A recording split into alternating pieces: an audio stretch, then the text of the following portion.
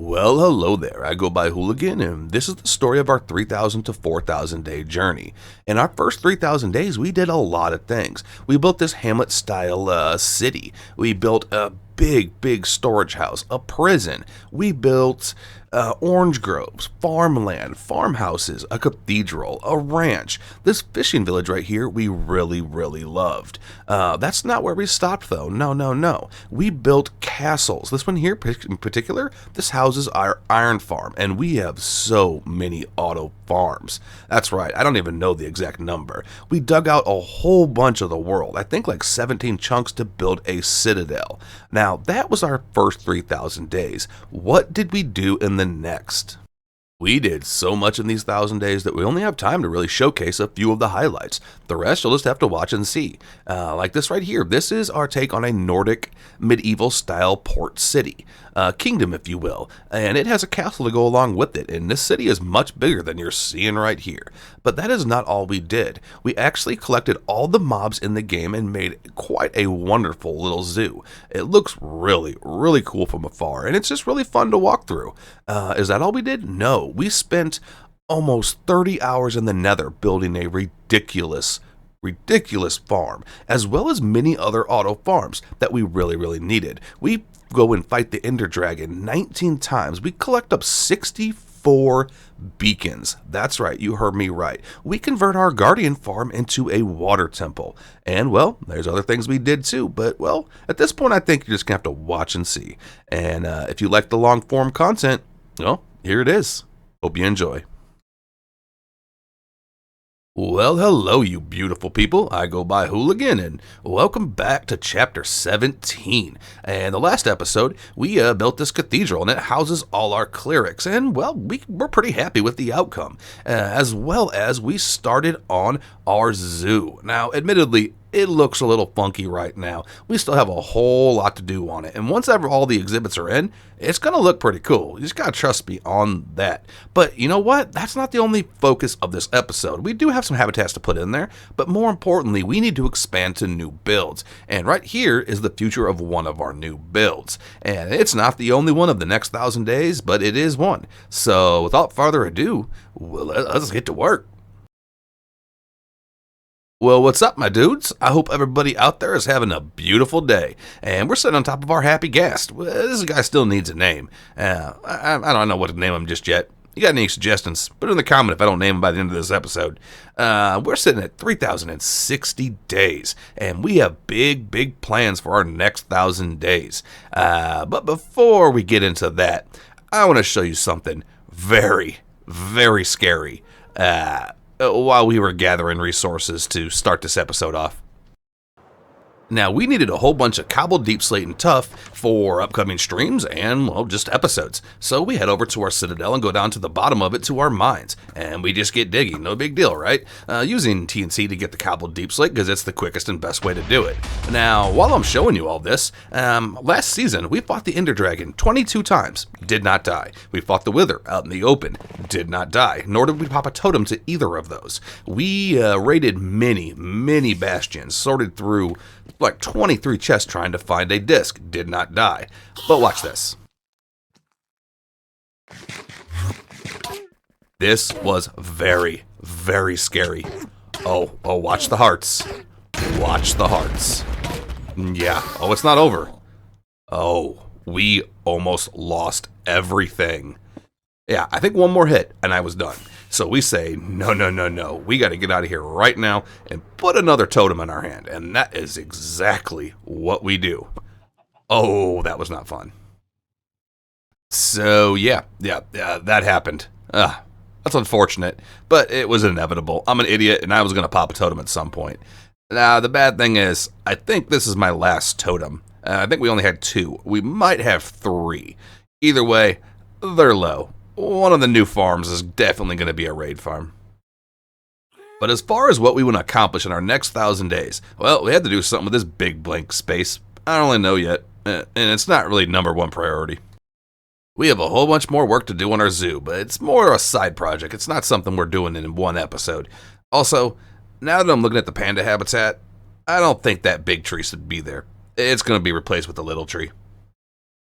Now, we're planning 3 major expansions and a couple smaller expansions for our next 1,000 days. And this whole area right here, like I said in the intro, this is going to be one of them. This is going to be our Nordic kingdom. Yeah, we're thinking a big castle right here, just towns, a big wharf dock thingy right here in this bay. Bring this land out just a little bit, clear all this out, maybe a bridge coming across here, and definitely a bridge coming across here. Yeah, that's happening. And we have a laundry list of other builds that are planned. So they're also coming in this next 1,000 days. We just don't know which ones we're going to select yet. But that one is set in stone. First things first, though, I got to do something about this. I can't look at it no more. The time has finally come to turn this monstrosity into, well, less of a monstrosity. And all we're worried about right now is getting the actual structure laid out of how we want to plan things. And the bottom side going down to the ocean floor, or we're not doing that right now. Right now we're just focused on the top because it's really ugly. All right, well, we got a general shape down. There's going to be a lot of adjustments. Right now, it's all just stone. And up here is going to be a whole bunch of lava. Way up there is going to be a tiny little floating island. And the whole idea is it's been magically ripped from this mountain right here, this hill, and created a volcano, or erupted the volcano, or something along those lines. And the reasoning behind that is Minecraft. Yeah, maybe that guy up there, once his island's built with this cool little house, maybe this is where the ruler of the entire world lives, in solitude. I don't know, and that could work. And I'm going to say probably about half of this stone is going to go bye-bye, or get transformed, because we're going to start with a grass base down here, and work slowly up into, vegetation. And then as we get farther and further up, there'll be patches of dirt and grass, and it'll become more mountainous. And we'll be adding in probably some tuff, maybe some andesite. I'm not really sure yet, but one thing's for sure, there's going to be lava coming down through here and pooling right there. I don't want it going out into the water, but I do want it to be there. So, yeah. Now, as far as dirt and moss and those supplies, we're good. We're good. Yeah, we got all that. As far as lava and magma, we need to go get a little bit of that. And of course, this little cave here will lead us to our creeper farm. We'll be decorating this up. It's not just going to be gross and ugly. So we'll go grab some shulkers and a couple fire resist potions. Quick little nether stop, and we can finish this thing up. Alright, let's go grab this real quick.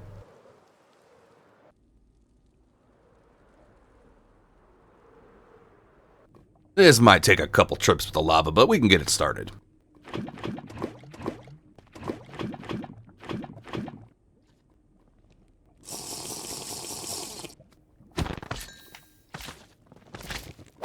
Two shulkers of lava should get us going for a little bit. We need some magma, though.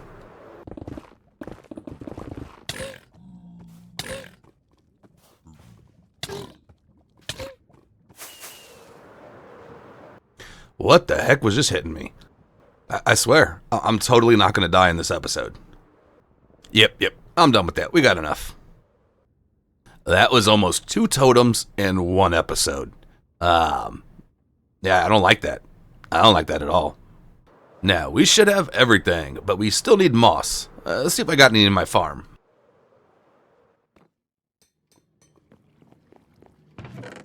Oh yeah, we're good there. Well, let's get back to it. Alright, let's finish this up. Now, as far as the actual island, we want 3 things to happen. 1, we want it to resemble a volcano. As much as possible, anyways. I mean, it's Minecraft, I only have so much time.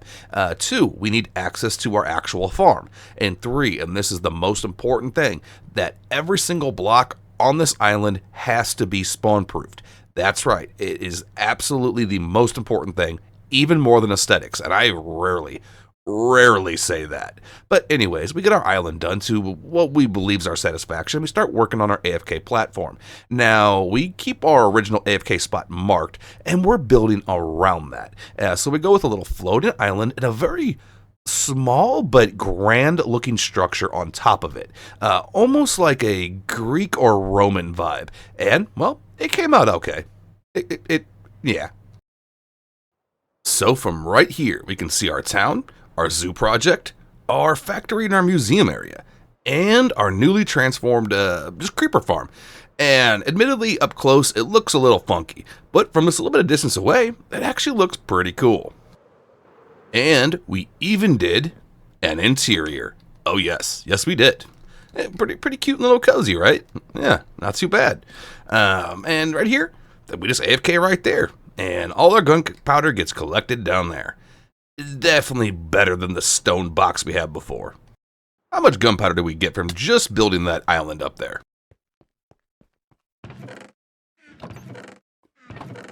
That's not too bad at all.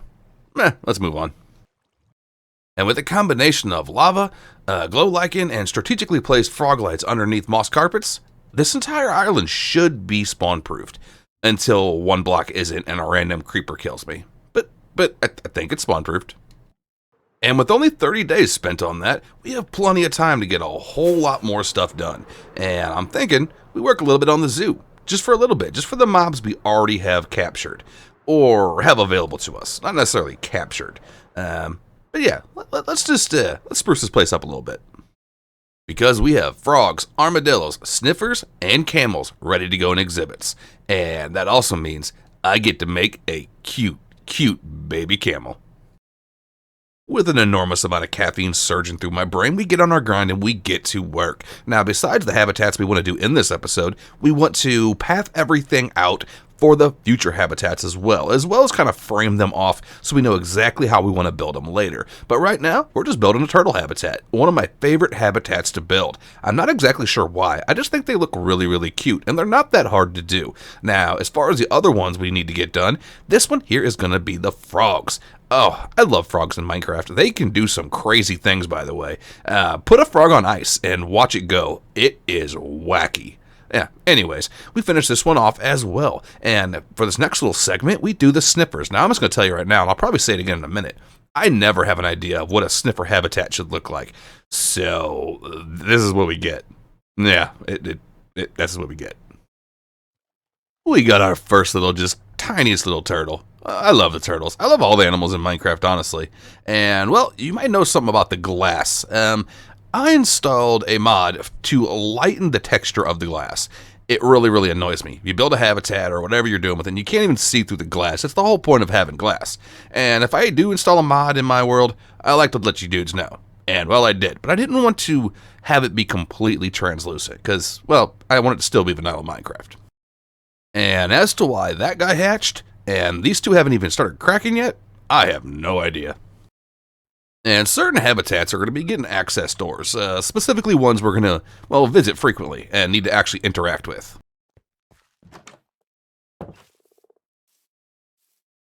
Like our froggy friends here, if we need tadpoles. Besides, I'm going to have to get a couple new variations, or not new, but different variations in here. I just don't really feel like doing it right now. Although we could get the cold right over there, or right over there. But, I'll deal with that later. Tell me this isn't so much better, though. I can actually see. And of course our baby sniffers that literally make sounds exactly like my dog Maya in real life. I'm not even joking. And as far as the design for their habitat, it's just overgrown. I mean, these dudes just, they're ancient animals and they just dig all the time. What else would I put in here? So that's what I went with. And went with some moss because, for whatever reason, moss speeds them up whenever they're being hatched. And as far as the rest of the animals we currently have available that we don't have to go get, well, we have our camels, and this one should be super easy to do. And right over here, past this monstrosity of mangrove trees that I need to chop down, we also have 2 armadillos. But I don't know if I want to do that just yet because I don't really want to start on this side of the zoo right now.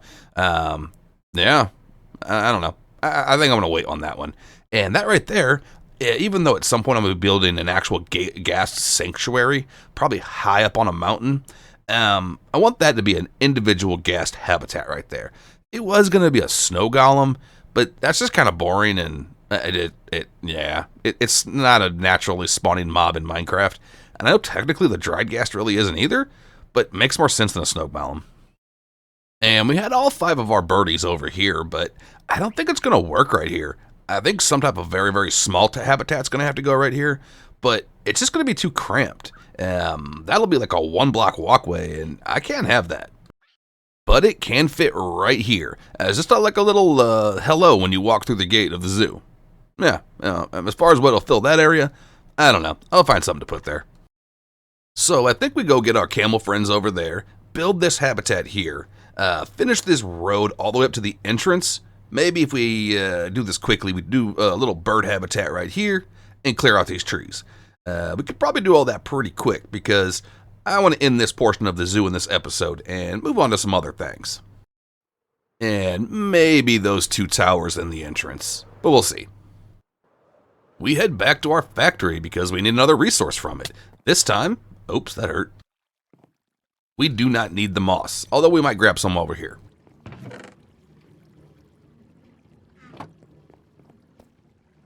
We need cactus. And we have a lot of cactus. I also don't know why this is not giving me any of the flowers. I don't know why. Well, hello, you beautiful giants. You want to make a baby camel for me? Oh, there he is. Get out of my way. Oh, you beautiful, smiling little dude. Oh, you're so happy. You happy dude. Alright, well, unfortunately, I'm going to take your parents, and they're going to go in a zoo. Yeah, that's what's going to happen. But you get to stay here. You get to go on adventures and whatnot. Come on, don't make it awkward. There you go. Come on, buddy. Go, yep, that's right. He's moonwalking. Huh. Alright, guys, you can lay down, take a nap if you want. I'm gonna go build you a habitat. Now, I have been yapping and yapping and yapping in this episode, so I'm gonna give that a break for about 60 seconds. We're gonna get this done so we can move on. Yeah, here's some music.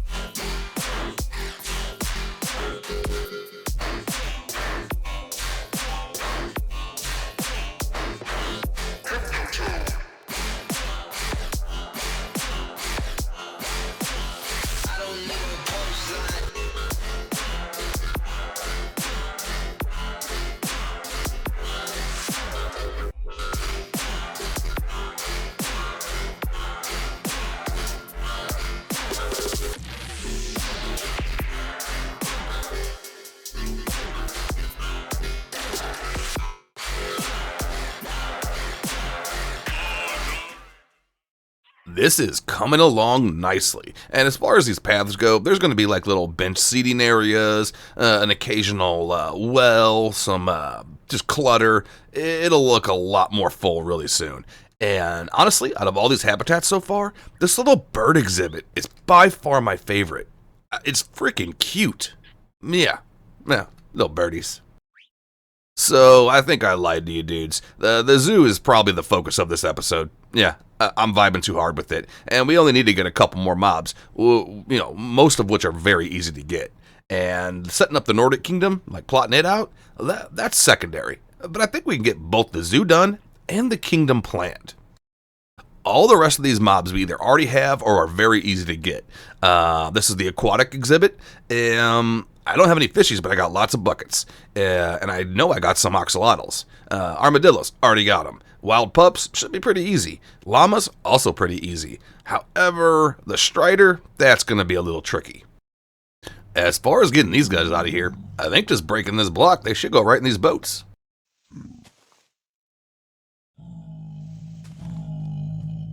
Come on, guys. You got a way out.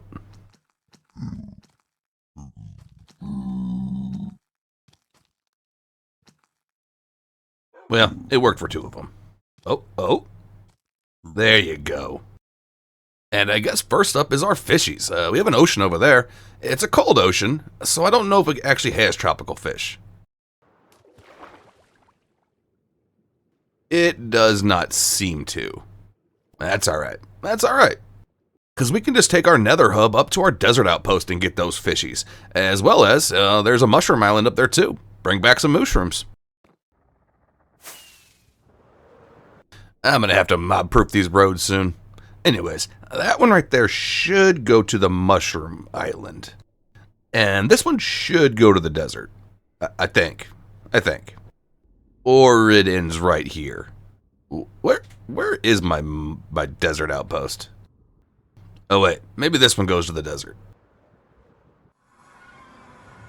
I'm excited for this upcoming build. If you guys don't know, this is going to be a Babylonian-style empire at some point. Right now we're just getting fishies.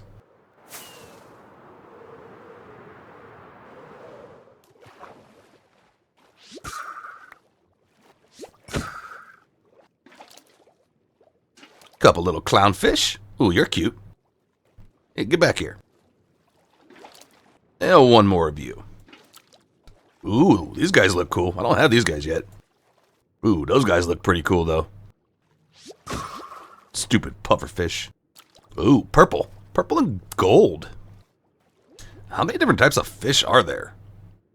An entire day wasted getting tropical fish. But we have a whole shulker, a big variety, too. Now that we have this, I want to see if I can't find a lush cave around here. Should be easy to spot in the desert, and we can get ourselves some axolotls, because I think I just have the pink ones back home, or maybe the yellow one. I don't know, but I don't have a very big variety. And also, I need some small drip leaves and spore blossoms to, well, decorate those habitats.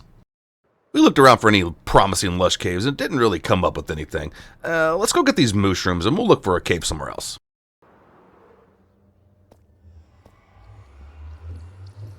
I haven't been here in a long time.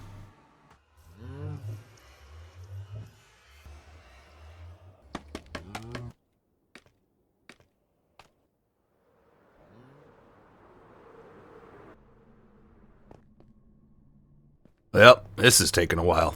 It's still less scary than flying in pitch black, though.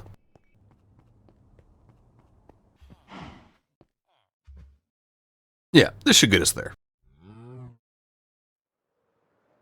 Oh, I'm so excited for the zoo to be done. All right, my weird bovine friends. You stay here. I'll be back for you later. We still got plenty of supplies. Let's go see if we can't find a lush cave and get ourselves some axolotls and some small drip leaves.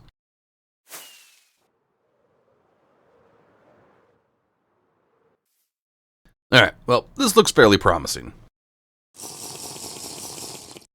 Jumping right in, looking for drip leaves, axolotls, and spore blossoms. Now, I kind of have a love-hate relationship with lush caves.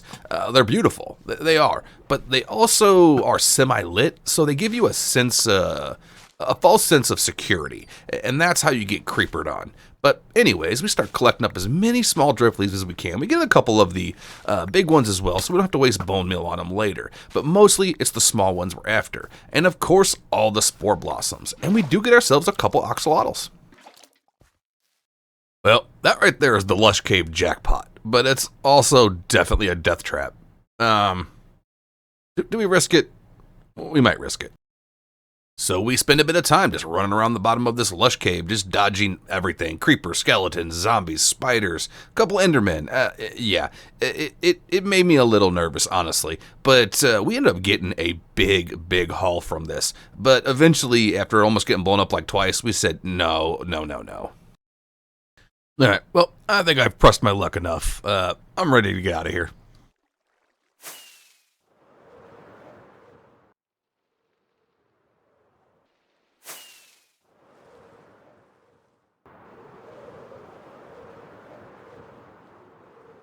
We made a little pit stop over at the Citadel with our doggy war council, just waiting out the gross fog and rain. But our little lush cave adventure, it went pretty dang good. We got a lot of axolotls, but more importantly, we got almost a stack of small drip leaf. Not renewable and one of the prettiest blocks in the entire game. Let's go drop this off at the habitat and move on. Now, we actually only need 2 more mobs for a zoo, and we'll have everything. We need some llamas, and we need a strider. I have a plan for the strider. Now, as far as these dogs here, we don't have to get all the dog variations before we do this exhibit. And I do not want these to be tamed dogs. I want them to be wild dogs so they just roam. But if we see a couple, we might bring them back. But right now, let's go get our llamas. And then I'll think on this little strategy for the strider here in a minute. Alright, so I think we have some windswept hills over this way that we saw when we were looking for our swamp. I want all 4 of the variants of the llama. I'll settle for 2 though, but I do not want them to be trader llamas. Alright, well, we found ourselves a white llama. What about the other ones? At least want 1 more variation. Yeah, we'll keep looking. Let's secure one of these guys real quick, though. Hey, what's up, buddy? You want to be friends? Do not walk me off a cliff. Oh, I didn't like that. All right, we're buddies. You stay here. I'll be back. Found a whole bunch more of the white ones. Is that the only ones that can spawn in this biome? Oh, there's a brown llama. There we go. Hey, come on, buddy. Let's go get your friend. Who I think I left on that mountain. Yeah, there he is. All right, well, 2,000 blocks. This is going to be a journey. I'll see you guys in a minute. This doesn't look silly at all. Oh, there's our beacon. Oh, look at the cathedral from this view. Oh, I love it.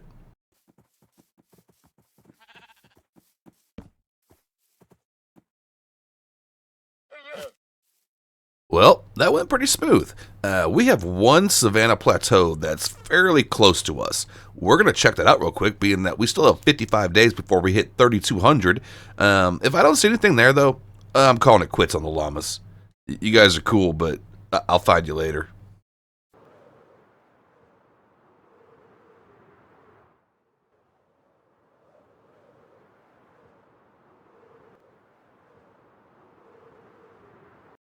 Well, the Savannah Plateau was a bust, but we did find ourselves another little doggy. Let's get him home, or specifically to the zoo. And we actually found him right outside our nature empire. That's pretty cool. And with these new hardware settings, this is looking cool. You know, I took the time to build this very long path all the way back to our town, and never thinking I would actually use it. And here I am, actually using it. Well, we got 2 out of the 4 of the llamas we want, and I think 2 out of the 9 dogs we want. But that's fine. That's absolutely fine, because we can just get those on a stream or something. That'd be a cool little adventure to do.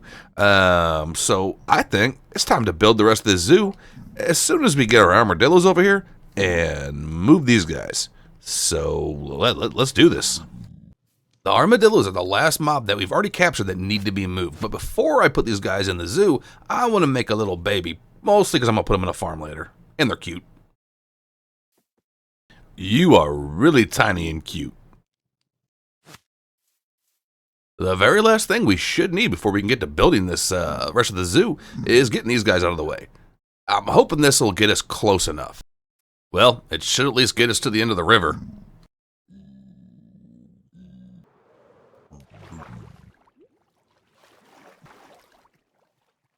Well, that didn't work out quite the way I thought it would.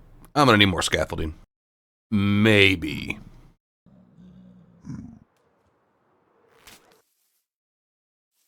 Well, we lost one somewhere. Oh, he's just right there.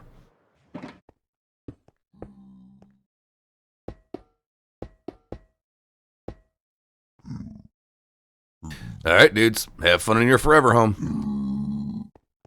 Well, after that ridiculously long adventure, we are finally ready to go. Let's build.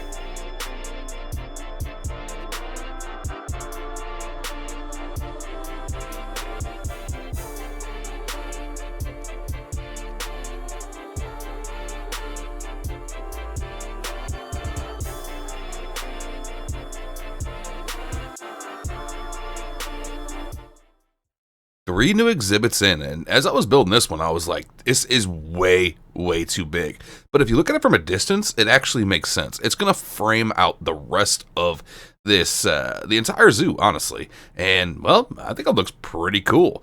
This right here took a long, long time, like 5.5 hours.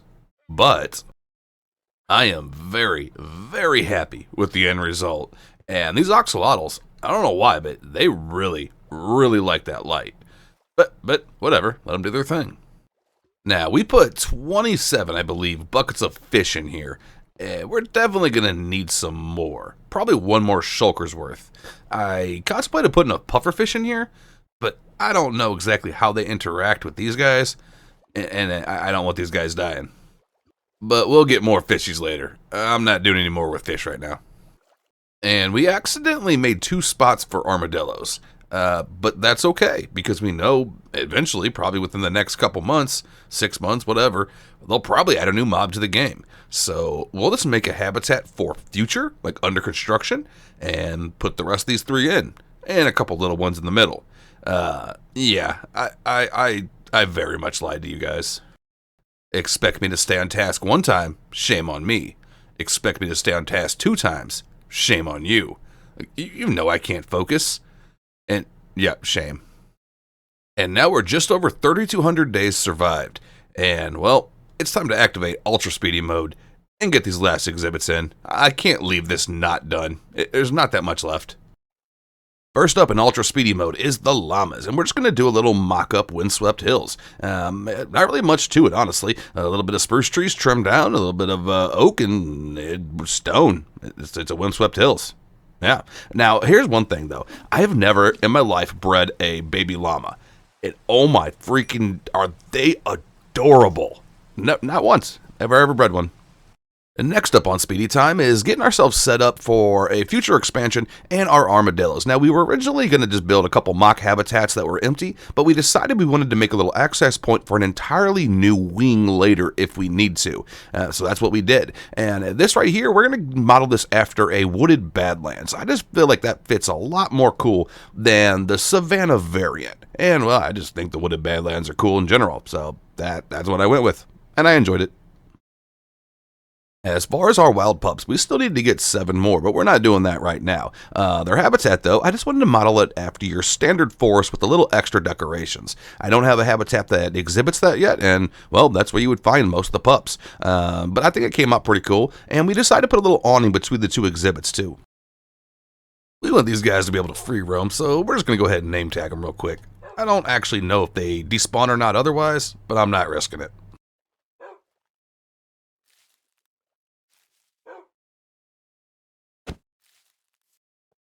All right, well, we just need 7 more, but not right now. Because we just have a couple small habitats left. Oh, we're so close. And right here, this is the coming soon section of the zoo, because inevitably, new mobs are coming in, and this is just because of an access to where we can add a whole new wing if we need to. Let's slap these last 3 in. Now it's time for the weirder habitats, and first up we got our happy ghast. And, well, it's going to be pretty basic. I want the ghast itself to be more the focus of the habitat than the habitat itself. So we just go with a whole bunch of tufts, some more tufts, some snow, and a little bit of trim, and of course a bit of glow lichen. And we want it just barely mob-proofed, but not super lit up. And, well, I liked it.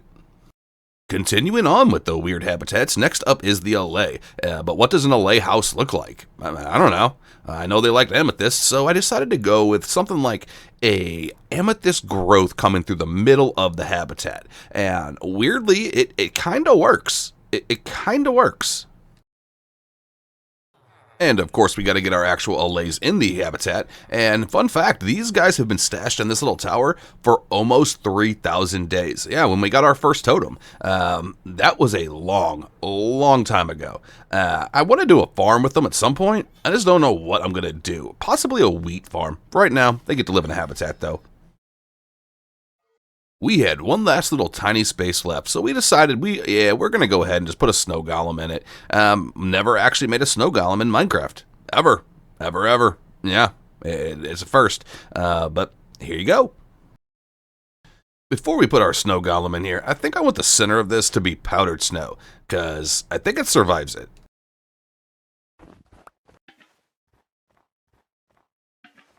And then I'm guessing I just do this, and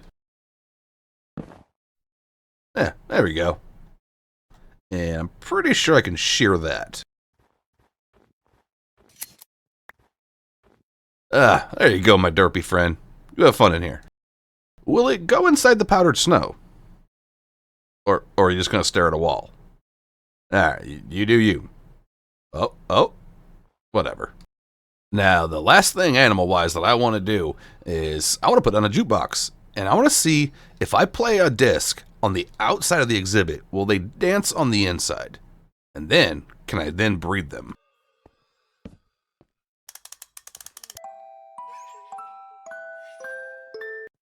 Well, that did not work. But maybe I can whip up some type of redstone contraption to make it autoplay in there to make them dance? Yeah, I don't know. I'll deal with that later. But I still want to spawn 2 more, so I'm going to bring that inside.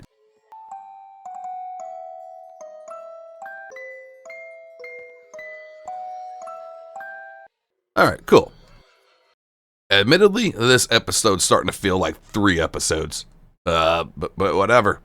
Anyways, we only have a couple things left to do, with 20 days left before 3,250 days. And that is, put the details in the zoo. That's the trim, and seeding, and make sure it's all spawn-proofed. That won't take long at all. Then, I'm going to get to what I promised, and we're going to plan out that kingdom over there for the next episode. So, yeah, back to it. From gathering resources to planning the zoo to capturing animals. Oh, this took a long time. Several, many hundreds of days. And, well, I'm very happy to finally complete this thing. Now, that being said, you'll notice there's some weird little gaps, like right here, this cave underneath the zoo. We do not have the resources to finish that right now. And I'm not really in a hurry to anyways. I'll probably just do that off camera. But as far as the actual details of the zoo, we're pretty much going to finish it up right here. Now, maybe we might put like a little flower field in front of the zoo entrance or something like that. Or even add a little more details like we're doing right now. But for the most part, it is complete. And we started whipping up a bridge, and I forgot to record the first part of it. So, yeah, that's what happened. Our zoo project is finally complete. Well, like 98% complete. We still need a path and a little bridge going over there, winding all the way back to the town. But you know what? I'm probably going to have to build a path over that way anyways, so I'll probably do that all at one time. Oh, but the zoo? The zoo is feeling pretty dang good. Added a whole bunch of clutter, some seating, and things like that. Why? Because it just makes it feel more alive. Did I add too much? It's possible. It's possible. As I think of some other decorative blocks to go in here, we might change a couple things. But all in all, I'm pretty happy. Also, the entire time, these 2 turtles are still not hatched. Oh my gosh, like they're about to be. This has taken forever, and they are still not hatched. And the view from a distance is very grand. Oh, I think I love it. I think I love it. And the couple mobs we didn't put in here, I'm not really too worried about it. Like, I don't really care about the special versions of the cows or whatnot. They can go somewhere else. Maybe if we end up expanding this over here, maybe we'll put like a little petting zoo with that type of stuff in it. So far, we have done a whole lot of stuff in this one. We transformed our creeper farm. We finished our entire zoo, which took a lot of work. Captured some mobs. Went on some other adventures and whatnot and blah, blah, blah. What are we going to do with our last 5 days? Well, like I said, we're going to get this all cleaned up, maybe even plot out some buildings, and get ready for what we're going to do in the next episode. With so few precious days left, we get to doing what we can, and that's basically just start clearing out this area and getting ready for the build. Now, this area here is going to extend all the way across that bay, but we don't have time to deal with all that right now, as well as cutting back a bunch of that terrain. We just simply do not have the time. But we wanted to get an idea of where we wanted our bridge and our castle to go. Now, this castle is going to look a little funky right now because we're just in the super pre-planning phase. But trust me, when it's done, it's going to look cool. 3,250 days, and well, we got what we could done. We cleared out the very front of the harbor town, and we're going to be extending this all the way through here after we terraform all this down and back. I don't want to take all this out though, because the town's going to loop around this bay. We're going to cover all that in. That's our original trial chamber, and we're going to clear out some of that forest, not the whole thing. And the harbor town is going to be a big crescent shape. And as far as this castle, well, you can already see there's going to be a big bridge there. And it's going to come down into a multi-level castle. It's going to start here where it enters the castle area. There's going to be some type of building right here that's going to teeter off into a tower. And then it's going to go up into another level, which we're thinking will have a big fort section over here. Now, obviously, this is not where the castle is going to stop. This is where it starts, and it's going to extend up. There's going to be towers. We're definitely heavily leaning into a big stone vibe, but we're gonna spruce it up, literally. Because while I'm pretty decent with stones and terracotta, and even use wood for trims, I am not that good at using wood itself for building structures like planks and whatnot. That's not really my forte. So I'm really excited to do this build because being that it's a Nordic style build, I'm going to be forced to use a lot more wood, which means I got to get creative with my brain juices and see what I can come up with.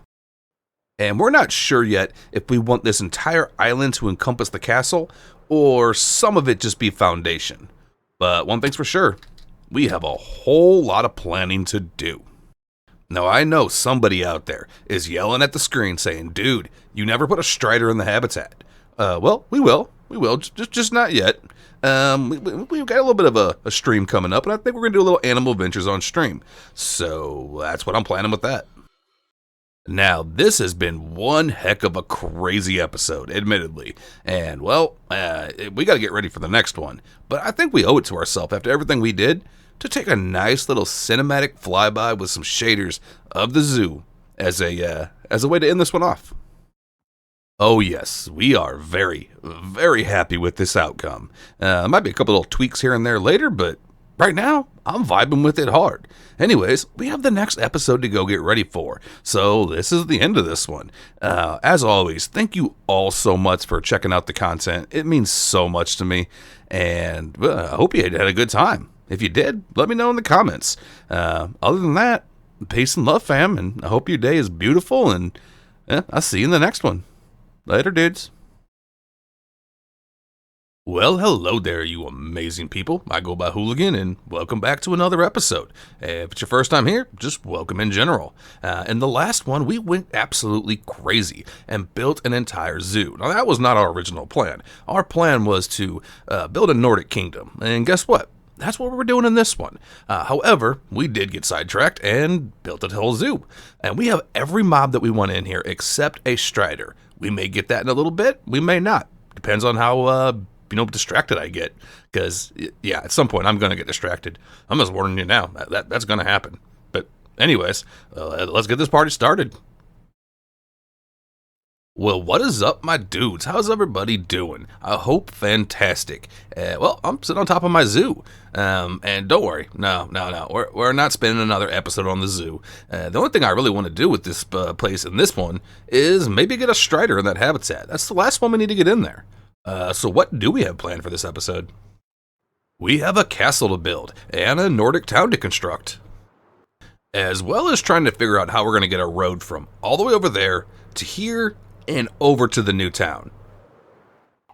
And now that we've rescued Dave and Nug, they need their own little chicken house. Yeah, it's been cool having them up here in my attic, which is not finished, by the way. But, yeah, after he got rescued, I decided he needs his own house. And we need to get some hostile mobs in our prison. So far, we got zombified piglins, a few zombies, a witch, which was really, really annoying to get. This is the high security wing, by the way, the most annoying mobs. And a regular creeper. And we're going to be getting a charged creeper too. Not yet, though. And speaking of that path earlier, we're going to have to figure out what we're going to do with this big blank area right here. I have no idea just yet, but I'll think on that for a minute. And someone out there might notice our day counter. It's been 15 days since we ended the last episode. Well, what were we doing in those 15 days? We spent many days sorting through every shulker we had, as well as filling up all our build boxes to the very, very top. But that's boring, so I'm not going to show that. What are we doing right here? We're making up a whole lot of potions. And we don't just want enough potions to fill up our potion box, we want enough duplicates to stock our supply chest. The main three we focused on making were water breathing, night vision, and fire resist. Those are really the main ones I'm using, unless I'm doing something very, very specific. And another thing that we're constantly running out of is moss. So we do go spend a little time at our moss farm. We just burn about 3 days here because we want to make sure we have enough for all our future endeavors for several episodes, because, well, I don't really like AFK in it. Now, yes, we are set up pretty nice. Let me show you. All of our build boxes are very, very well stocked. We got tons of good stuff. We're pretty much ready to build. Except for this one. Yeah, deep slate has become a problem. I never have enough of it. Like, ever. So yeah, I think I need to make up a whole bunch of TNT and go blow up a bunch of deep slate. And fair warning, we're giving ourselves to 3,500 days in this episode. So strap in and buckle up. It's going to be a long one. But hopefully it'll be fun. This should make us up a decent amount of TNT. But do I have the sand? That should work. 3.5 stacks of TNT and a fortune pickaxe as a backup. I want at least 3 shulker boxes.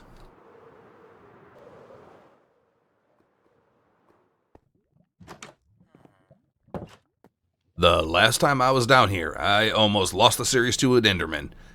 I really hope that doesn't happen again. We're going to keep this short and sweet because we have an insane amount of work to do, but you might be wondering, dude, why are you even showing us in the first place? We don't need to see this. Well, because I like to show you guys like the amount of grind it takes to gather the stuff to actually build large projects. Yeah, and I just like blowing stuff up. Yeah, I mean, tell me blowing stuff up isn't awesome. Anyways, we decided to save a little bit of our TNT and we just get to hand mining the rest of this because I got plans for TNT later and I don't want to waste more days at the creeper farm. Alright, well, we ended up with 2 shulkers of caliber deep slate. I'm pretty happy with that.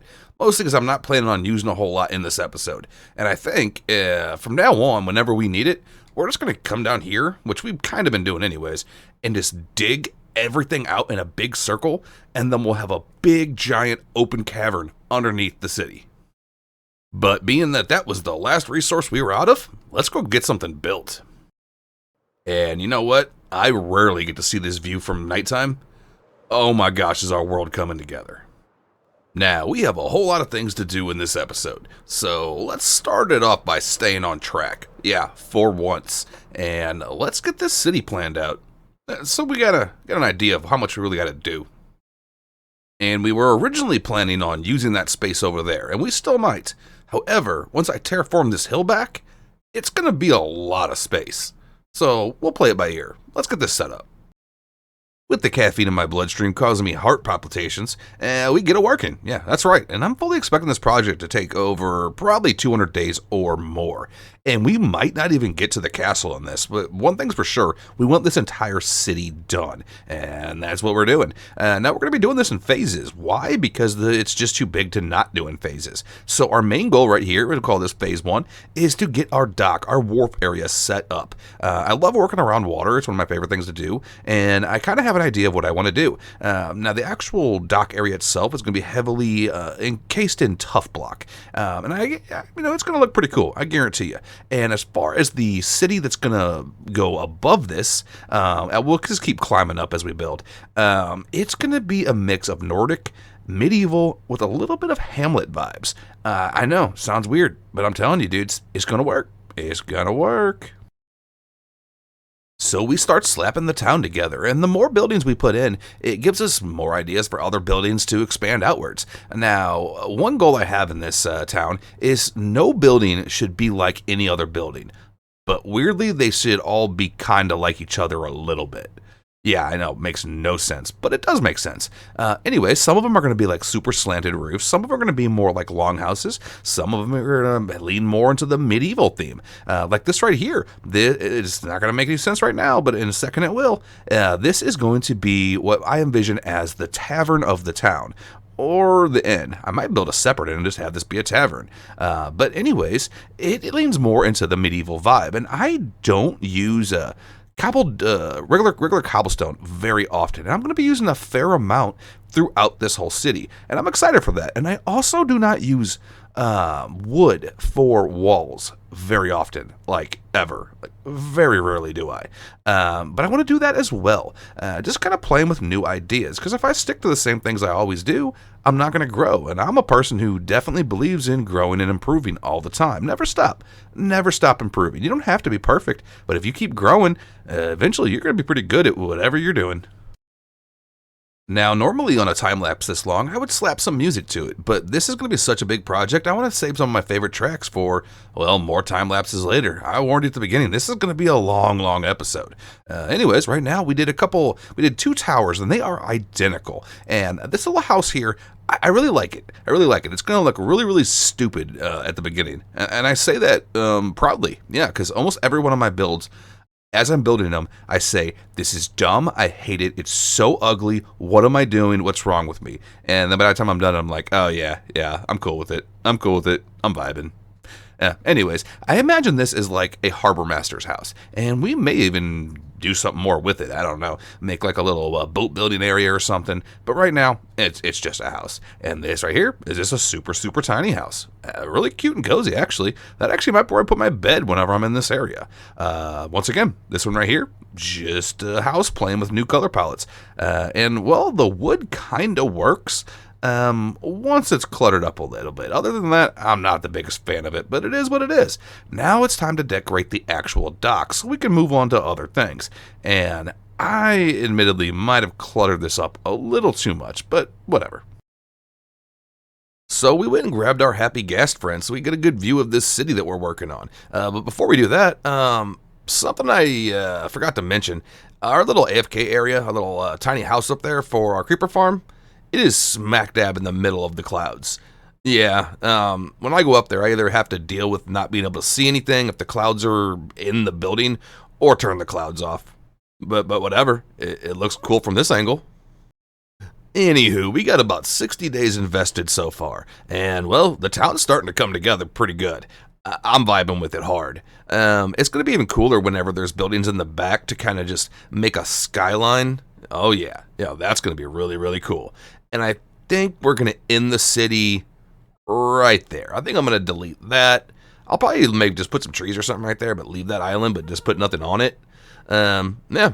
And then we still have a whole lot of real estate to work with. But after just grinding on this for 60 days, I need a little break. Don't get me wrong. We still have probably another 130 days worth of work to do on this in this episode. But I want to go do a little fun stuff. One of the things is, well, quickly, giving a few of our friends some names. We've gotten a few suggestions in the comments, so we're going to use those. A subscriber by the name of Scorpion King suggested Gandalf the White, and we kind of vibed with it, except we're going with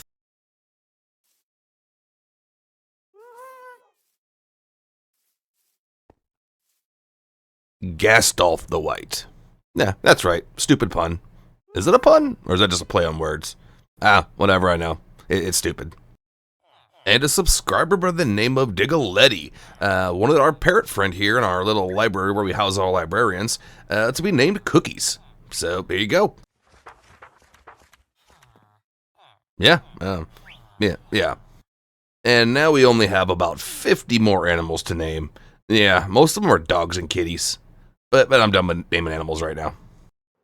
But that does not mean that I am done with animals. Every one of our habitats is full, except for our strider. And I have a plan to get a couple striders in here. Right through that wall. And here's my theory. If we put a portal right here, and then link it up to the nether, because all our current portals go to the nether roof, it should link up to the bottom level of the nether, as long as it's not over a lava lake. And we should be able to grab one and just bring them right in. And if it is over a lava lake, it doesn't matter. I'll just grab a fire resist potion and bring them in anyways. So if we make ourselves a temporary portal right here, like so, and mark the coordinates, and head on into the Nether.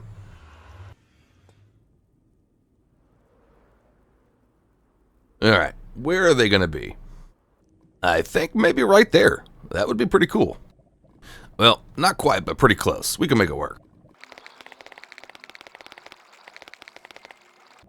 Should be right here. Now, does it work?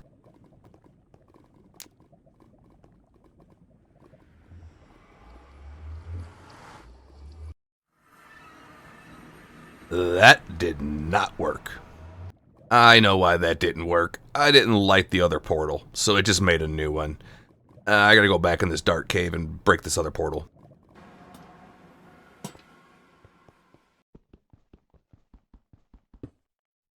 So yeah, I'm really not thinking things through today, because now I gotta get out of this cave.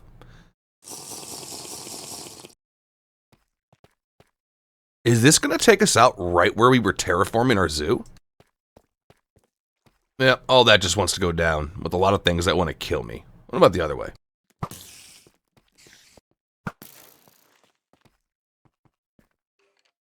Oh, I almost just looked at that Enderman. Oh, I didn't like that. Yeah, I'm gonna die in here. I think I just want to dig out.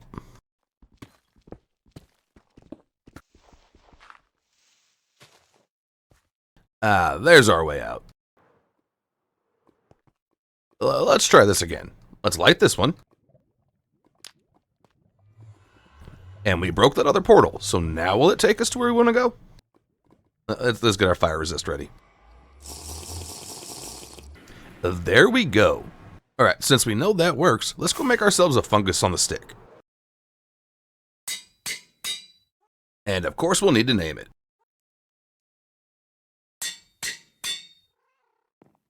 Alright, let's grab a saddle and go get these guys. Well, that's rude.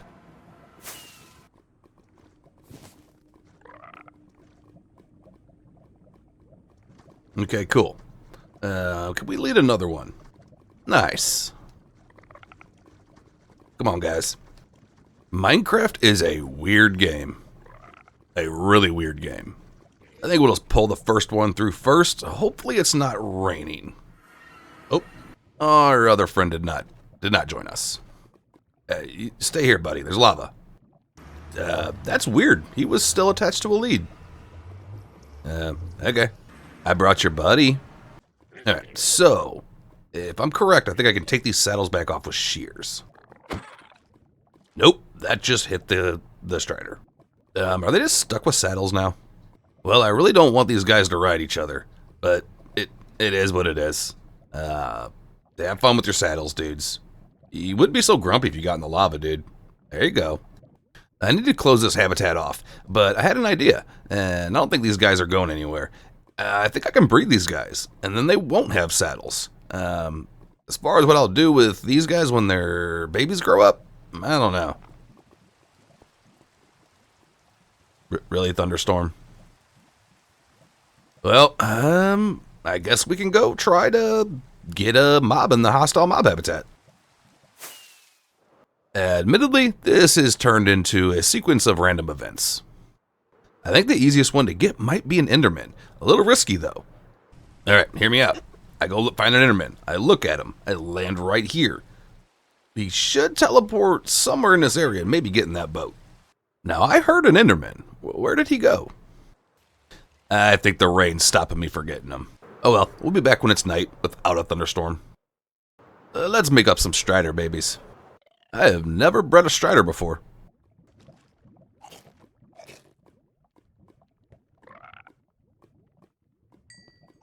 Oh, little baby strider. Still need another one, though. Alright, I think that's enough striders. And whether or not I deal with those saddle dudes, I'm not worried about that right now. It's nighttime again without a thunderstorm. Let's try our luck again with an Enderman. Do those skeleton traps never despawn?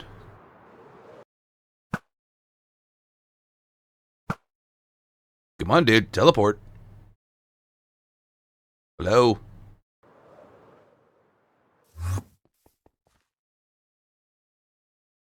Get in the boat, bro. Huh. But come on.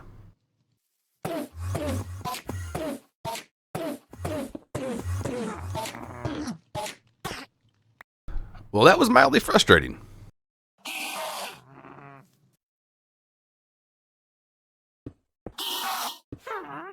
Well, that was mildly annoying. But he's in there. And I don't think I need to name tag him. Also, I want to know, if I fly away and come back, is he still grumpy with me? Yep, he's still here. But also still grumpy. Whatever, dude. You know, in hindsight, I kind of missed an opportunity. I could have got a skeleton riding a skeleton horse in the prison. That would have been cool. Oh well, there'll be more thunderstorms. We still have plenty of days left before we hit our deadline. And well, we've already checked several things off the list. We got our town over there. We got it pretty well started. I mean, we put in a good chunk of work. We got ourselves a hostile mob. I wouldn't mind getting another one, but I'm not in a big hurry. Plus, for a lot of them, I'm going to have to set up a rail system in the Nether, and I just don't want to do that right now. And we also finished up our Strider exhibit. So that's a win-win-win. But you know what? I think it's time for us to give Dave a little house. And being that we put his grave right here because we thought he was dead, I think we bring this back a little bit and we can fit a cute little house and a little chicken coop. But you know what? We're not going to be using Dave for eggs. No, he's our bro. He's our dude. He's just going to live in the house with his son, Nug. And you know what? You might be thinking I come up with this stuff for content. No. This is actually how my brain works. Yeah, welcome to one of my episodes. Now, we were originally going to do a traditional style, like chicken coop type of build. Now, we quickly pivot away from that and decide, you know what? No, Dave needs a chicken mansion, and that is what we do. Oh, heavy details on something that I will never actually go inside, probably ever again. You know what? That's a lie. I'll be checking in on Dave quite often because he's my favorite pet. Yeah. Did I spend 8 days building a house for a chicken? Yeah, I did. Let's go grab them, see how they like it. All right, dudes. Now, I know how much you guys love my attic, but I got something cooler for you. Come on. Yeah, you guys see that? You excited? Come on in, dudes.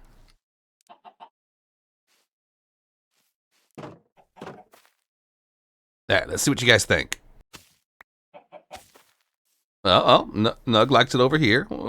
Yeah, you liking that? A little play area for you? Yeah, there's all kinds of stuff to see in here. Yeah, you even put a little furnace in here, keep you warm. Oh, look how happy he is. He's happy. All right. Enough of the chicken nonsense. Let's get back to phase 2 of this Nordic City. And weirdly enough, that little house kind of fills in that area. Yeah. 150 days left, and it's phase 2 time. And what we're trying to accomplish in this phase is terraforming this right here. We're going to be not using part of this, but we can't just have a giant hole into a cave in our city. That's just dumb. That's real dumb. Decide what we're going to use and what we're not. And hopefully I can complete at least up to the last portion of the city, which over there, I'm not really sure what that's going to be. That might be like the industrial market side. But whatever. Well, let's get to work on this.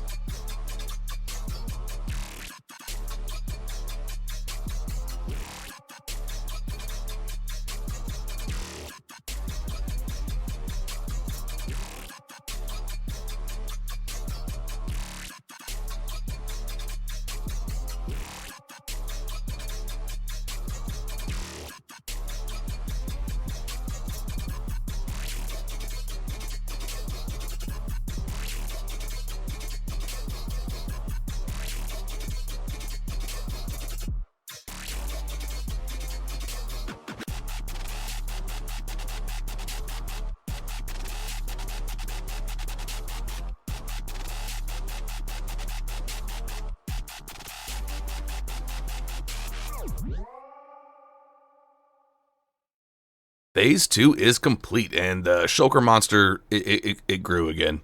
It's going to keep growing. But what do we do? Well, we'll just build a couple houses. No interiors. No, not none. And over here, we have a little pig pen. Now, admittedly, this still needs some decoration. I'm not really sure what to do. I'm not sure if I'm going to just make a little arched roof right here or what. But that is for the piggies. And over here, we got a spot for the cattle. Now, that being said, we have no piggies, and we have no cattle, specifically the cold versions of them. So yeah, it's adventure time again. Phase 2 went pretty good. We got one more phase left, but first, well, we gotta go get ourselves some animals.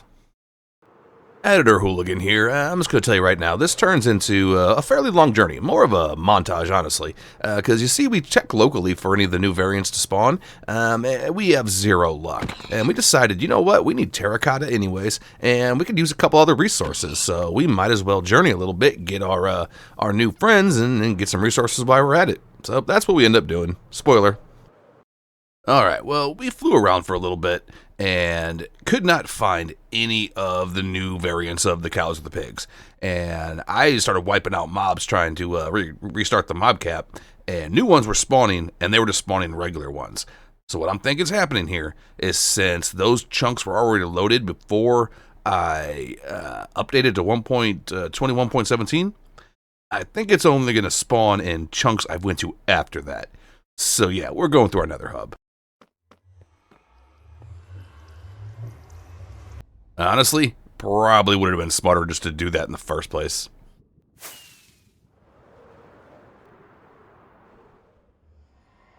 And we know that is all desert, so let's go this way.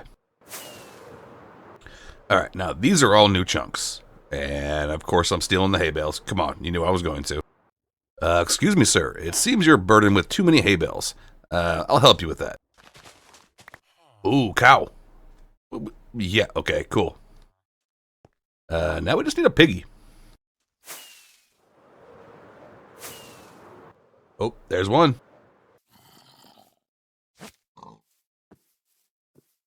Ooh, you're cute. Dude, do you have a friend? Meh, whatever. You should be able to make another one with the regular pig. Let's go get your cow friends. Hey dudes, you want to get out of this gross desert?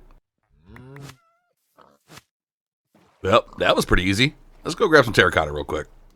The Badlands actually look pretty cool with these new render settings. Yeah, let's get these guys stashed and get a bunch of terracotta.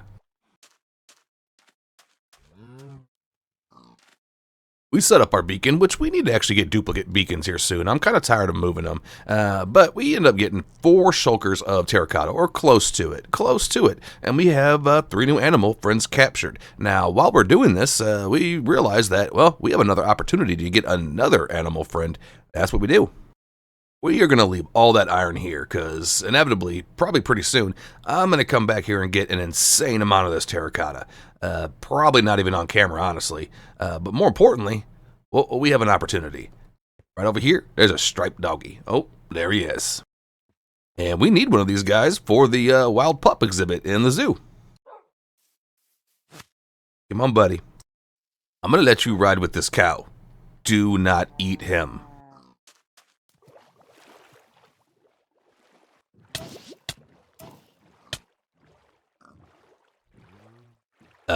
Pufferfish are killing my animals. I don't like that. I will be really sad if I lose these guys because of a pufferfish. That is a really, really cool mountain. Wonder if I could build something out of that. Ooh, there's another doggy. But, I mean, you know I'm gonna get it. I believe these are the rusty guys. Come on, buddy. I got lots of friends for you to play with. And the animal train has grown again. Finally almost home. Oh, dude, the prison from this angle. I love it. I've never seen it from, like, down here. This world just keeps coming more and more to life. Alright, my friends. You guys hang out by the orange grove for a minute. I gotta go make up a whole bunch of scaffolding so I can get you to your new homes. You guys ready to take some rides? You're up first. I'm not sure if this will make it or not. Oh yeah, we'll definitely make it.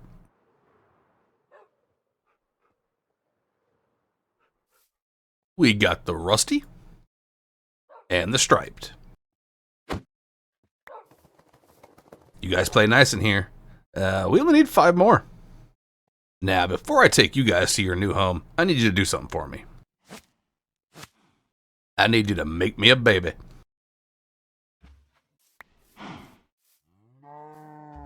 Oh, that is a cute little cow baby. Hey, where you going? Get back here. You stay here, buddy. What are you doing up there? Don't fall. I really, really like the look of these new cows. I'm glad that I went with the ones with the horns pointing up.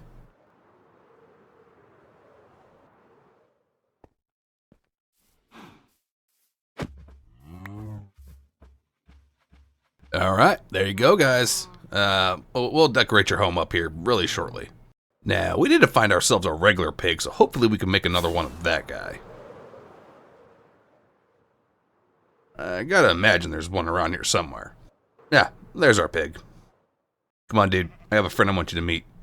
And I shouldn't need a boat. I should just be able to fly this guy off right into the water. Okay, do we get original recipe or spray tan brown? Oh, that's a bummer. That's a bummer. Yeah. Oh well. We'll try it again over at the Nordic Empire.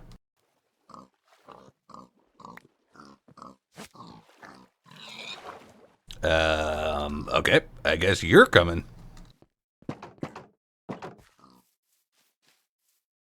Well, we'll try you again in a little bit.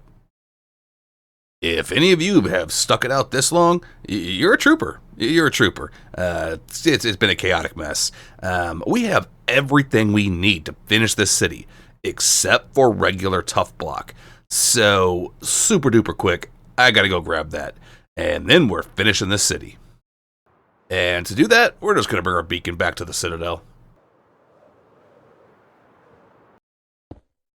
We'll be getting to the building in just a minute, but I need so much of this beautiful, beautiful tough block. It's actually became one of my favorite blocks in the entire game. It works in so many different situations. And just like in the last episode, an Enderman tries to get us again, but we get the jump on him this time. Oh yeah, we don't even pop a totem.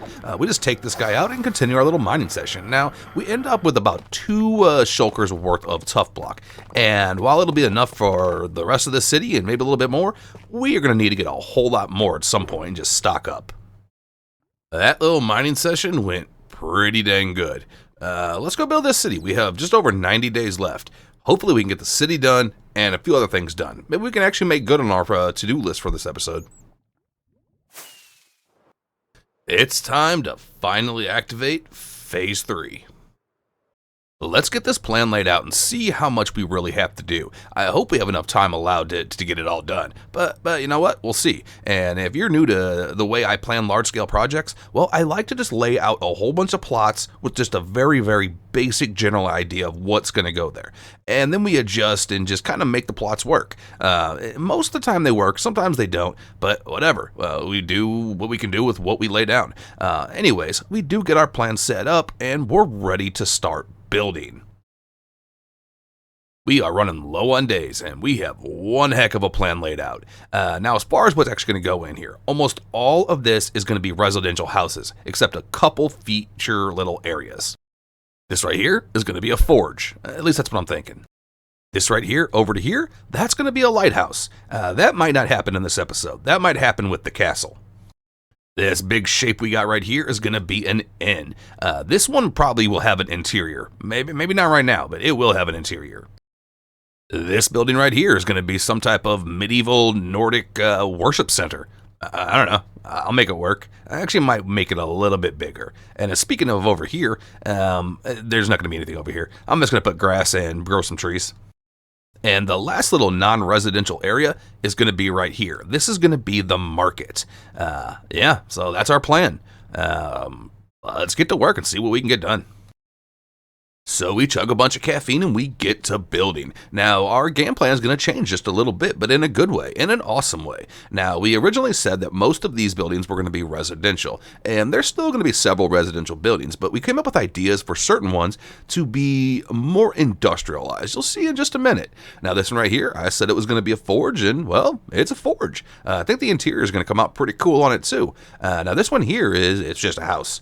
Just a house, just playing with new shapes, new roof designs. And I started using dark oak planks with unstripped spruce wood. It goes awesome together. I really like it. But yeah, anyways, this one is just a house. But the next one, this is where we start shifting gears. We whip up two more little weird slanted roof houses, and well, admittedly, I might change the roof on these, but for right now, they'll do. Maybe I'll turn them into like little storefronts. That could work. I could definitely see that working. Now, here's where this gear change happens. So these right here were just originally just going to be some houses, but we decided, you know what? This is right at the entrance to the lighthouse, which we might make a little dock area. We need ourselves a warehouse, and well, this trend just kind of continues quite a bit from here on out.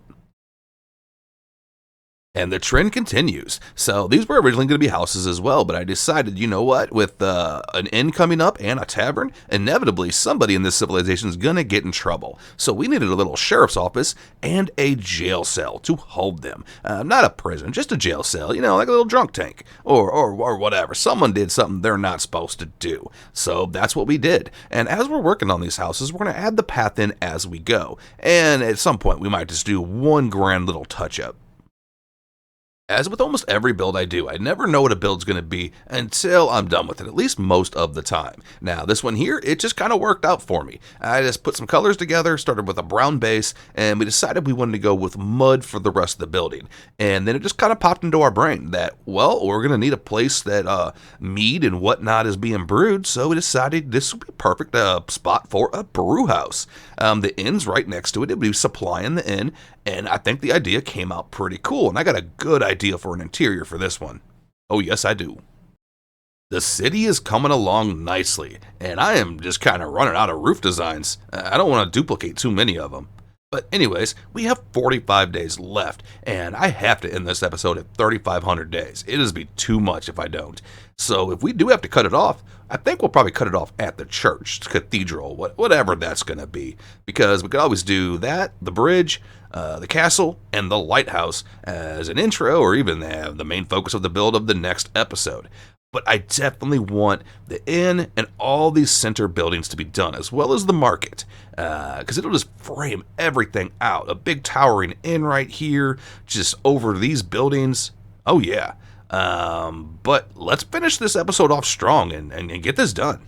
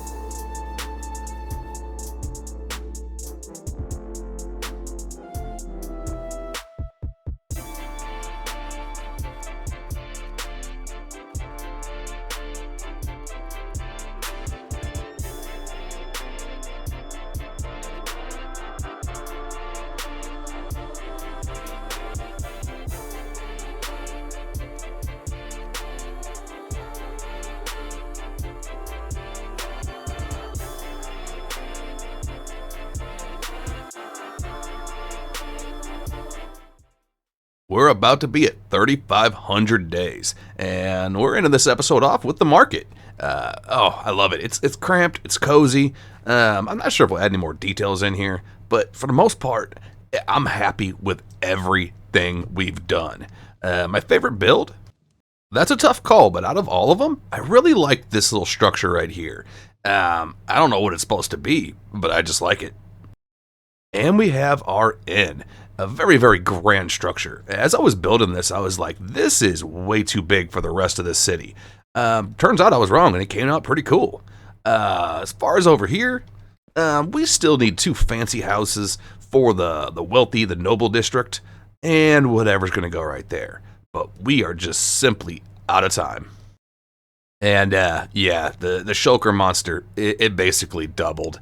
I'm not excited about this. Literally, these are all full, and this isn't even all of them.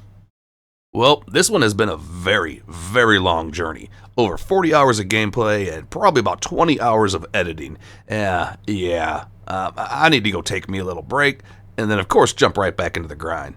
And I'm making a policy not to ask people to subscribe or like, but you know what? If you made it to the end of this very long one, maybe just drop a like on the episode for me. I'd appreciate it. But either way, I'm just glad somebody out there enjoyed it.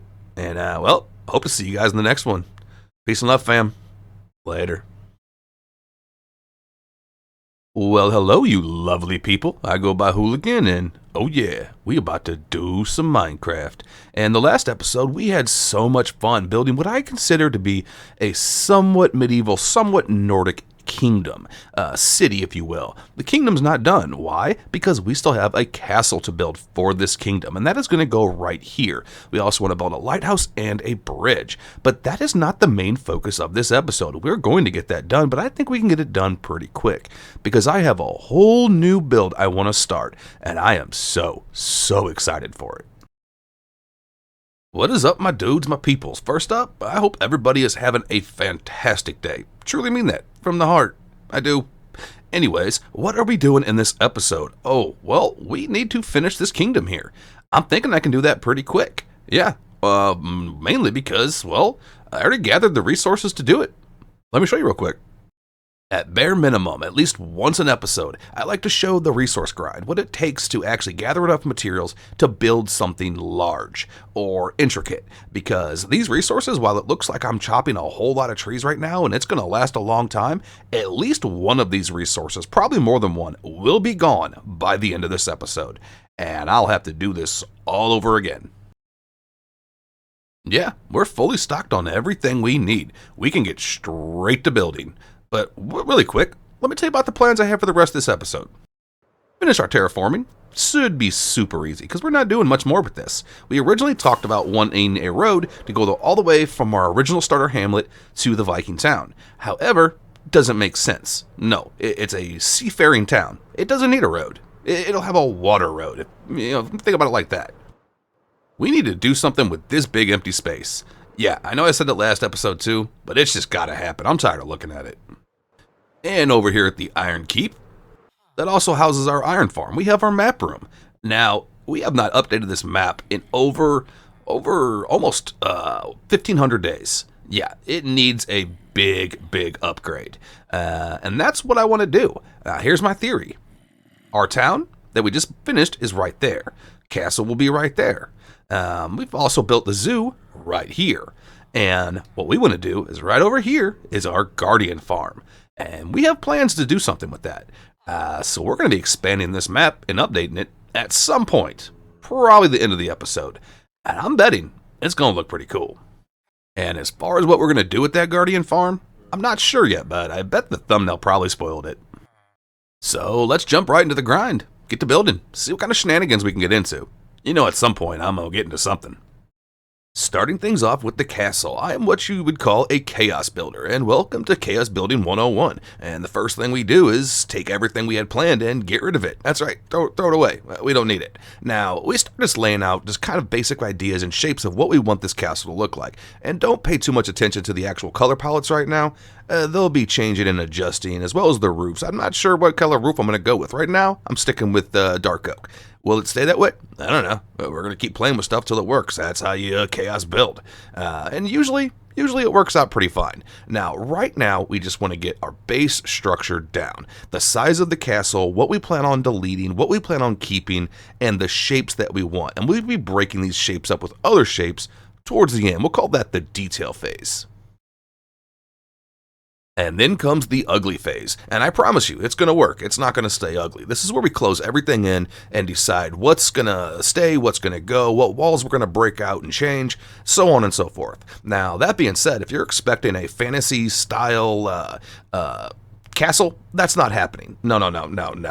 So there's two types of castles in this Gothic era. There are vanity castles, built to show prestige and how wealthy and powerful the people are. And then there's castles that are built for defense and housing military. That is what we are going with. It fits the vibe of the town, and I like it. And once the details come in on this castle, just trust your dude. It's gonna look really, really cool. Now, right now, the shape's a little weird, especially that one big roof, but we'll be changing that. Maybe. I don't know. It might end up working. But that's how you chaos build. But yeah, it's gonna work. Just trust me. Just trust me. Well, it's starting to come together. Now keep in mind, there's no details on anything except for a little bit right here. The roofs, this, none of it has any detail yet. But you know what? I think we're ready to move our beacon to the backside because we're going to be deleting a big part of that island back there and finish this thing off. Now that it's mostly built, should be able to get through it pretty quick because, well, I have other things to build. And when I say other things to build, I mean a lot of things to build. We have one little adventure we want to do at some point, but just be forewarned, if you made it this far, there's going to be a lot of building. Now for the final and most important phase of any build, the detailing phase. The phase that brings everything in the build to life. Oh, that's my favorite thing to do, honestly. And I apologize in advance for all the grainy footage. Why? Because replay mod the rainstorms kept messing up all my replays. It just never stops raining. It's really, really annoying. But anyways, we still have an insane amount of stuff to build in this episode. So here's a short little music track. We're going to rock out and get this thing done.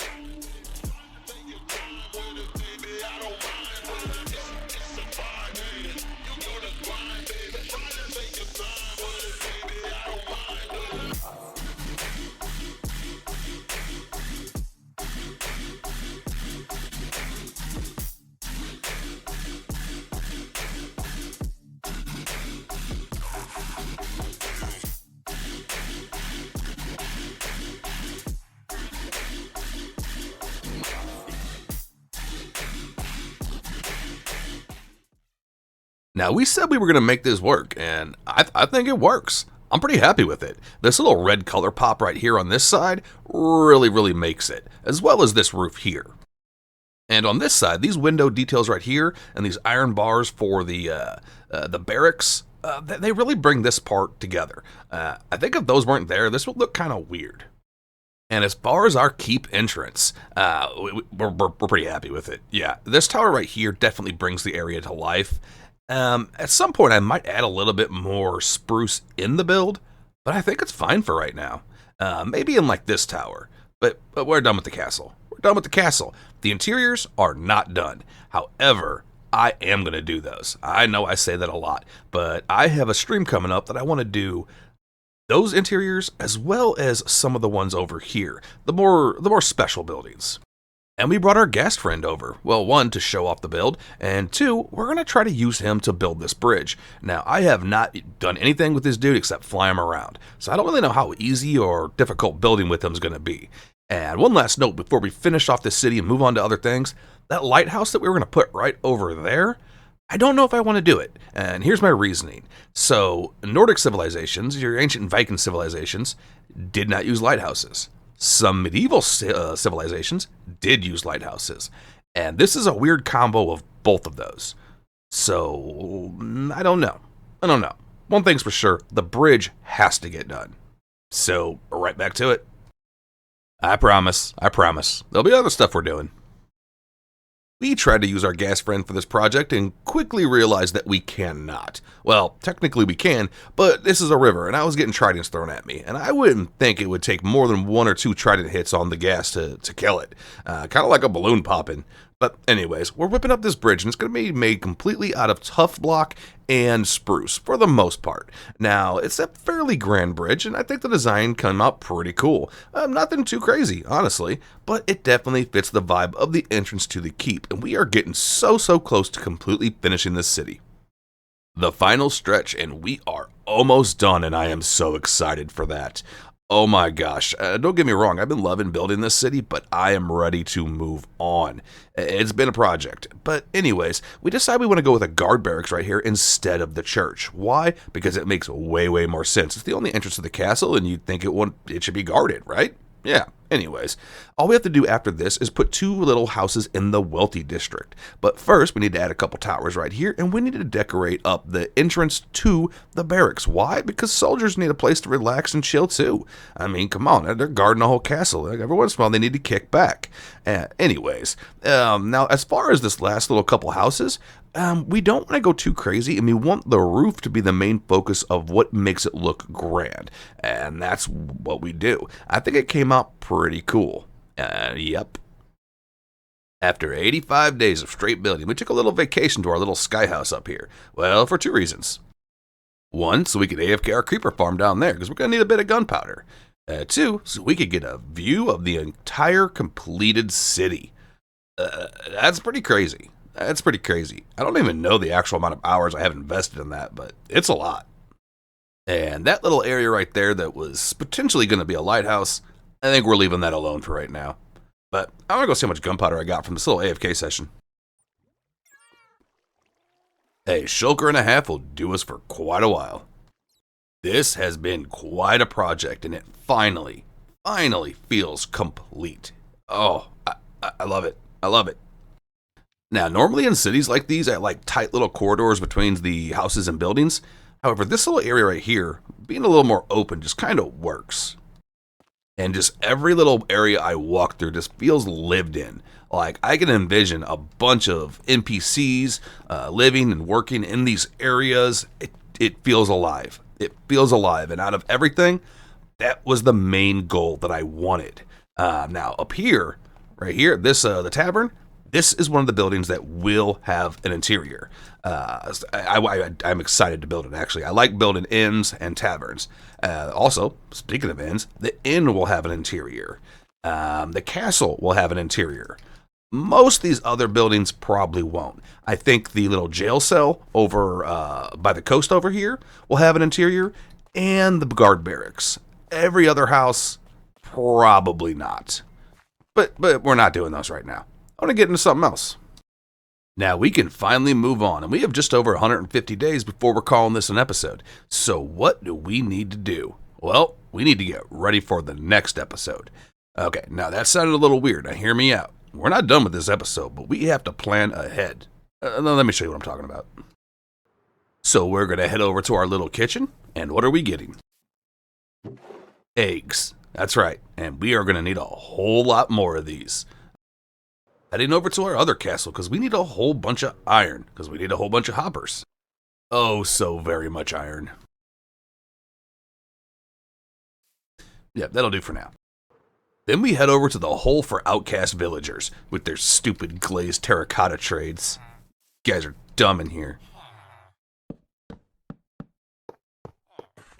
And we whip up a little temporary egg farm. Now, I have no intentions of ever building a permanent egg farm. I have no use for it. But temporarily, I do.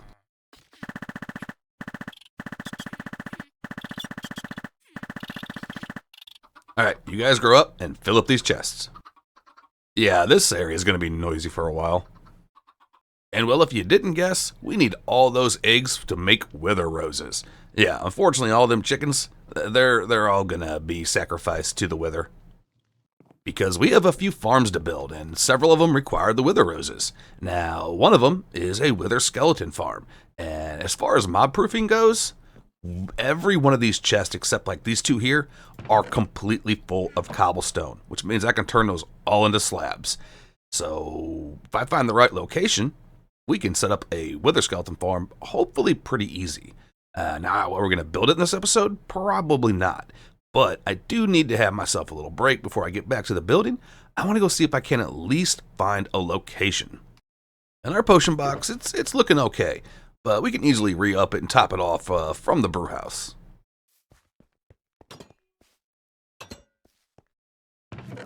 And this is why we took all that time last episode to make up all these duplicates.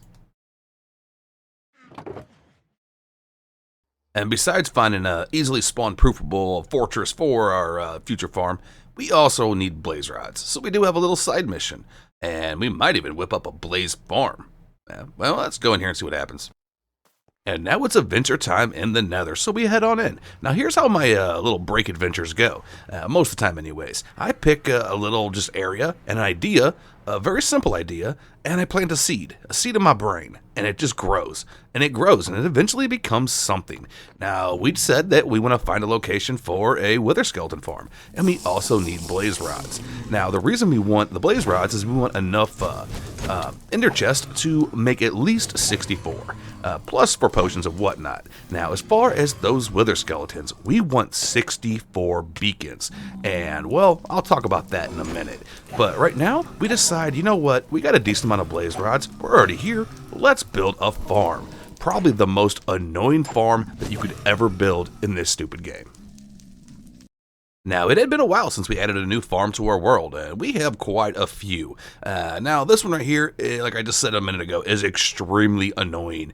Now, I read that if they have a light level of 12 or above, or 13 or above, that they won't spawn. So I put frog lights everywhere, and it did not help. They just kept spawning, and even with the fire resist potion, it still was so stupidly annoying. However, I will say, once it was put together, it works awesomely. Like, absolutely awesomely. I would even say flawless, but it really, really was annoying to do. Our blaze farm is done for right now. Eventually, we're going to decorate this thing and make it look awesome. It's not always just going to be a cobblestone box, because at some point, what I'm planning is I want to suspend this from the nether roof and clear out all this nether rack and decorate this up. That way, when we fly down from our nether hub, we always see is farms and one big lava lake. I'm talking about deleting and mining this entire or most of this fortress. But that's not for right now. And it works pretty dang good. Like, really good. Yeah, I think we're set up for blaze rods, well, pretty much forever. And the reason we want a full stack of beacons and a full stack of ender chests, as we come up with ideas when we're exploring or whatever, where we already know where we want to put something, we want to put down a full beacon with an ender chest and a sign, marking that as a future kingdom. That is what we want to do, because I expect this series to last a long, long time. Well, I say that, but I could die at any moment because I am very, very dumb. But if I don't, I expect it to last a long time. And that'll give us an idea of where we plan to go in the future. Now, that being said, it's time to go find us a good fortress, because this one sucks. See if we can't find the one that we can make a wither farm out of. Yep, definitely not that one.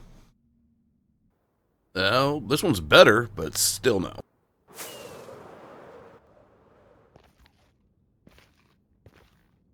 I think this one right here will work nicely. Oh yeah, most of these platforms up here, they're just like single layers. So I could just delete those, slab everything else, and that's a lot of lava lake.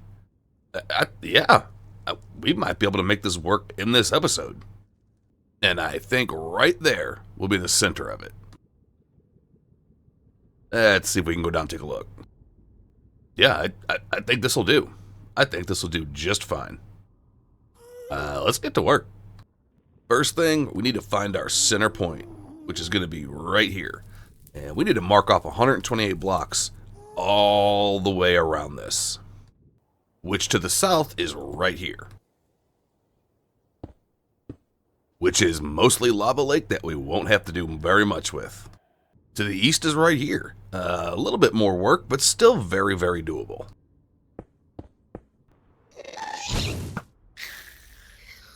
And to the north is right about here, which will probably be the most work, but still not too bad. And then to the west, which, well, it's going to be a bit of a grind too, but still, I think this fortress is our best bet.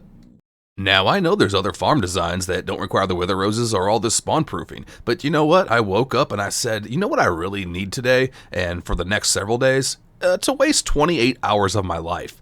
Yeah, I'm not joking. I'm not joking when I say that. This takes so long. And this is the best fortress we could find. And we looked in about a 3,000 block radius around our spawn point in the Nether. And this is the best one. But whatever. You know me. I start a project, I'm going to finish.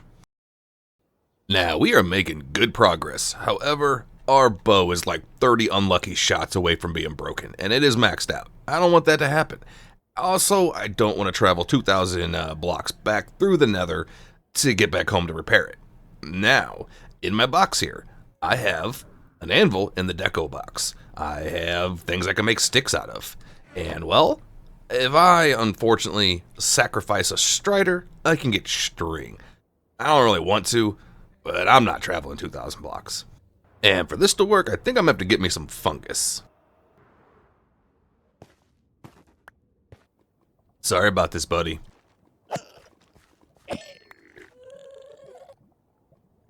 Alright, that'll work. Alright, fully repaired. Let's get back to the grind. Activating speedy mode again, our current goal is to get the south and the west done. Well, one, because we're running out of cobblestone, we're going to need to go get some more here really soon, but we want a sense of accomplishment on something before we go do that. Now, while doing this, the piglin don't really pose much of a problem. The piglins with the swords occasionally do cause a threat, but more importantly, the ghasts, while not potentially dangerous to me, are so stupidly annoying. I hate them so much. Oh, every time I think I have something proofed, they blow something up, and I gotta go back and make sure I have it proofed right. It was so annoying. Ugh. And the blazes can be annoying too, but fire resist solves that. Alright, so we got most of the south and the west done. However, we are now out of cobblestone. Well, we're out of it here. We have tons of it back home. Now, we're going to need to get ourselves 3 wither skulls, because to make this farm, I have to get the wither skulls to make the farm in order to get more wither skulls. Yeah, that's just the way it is.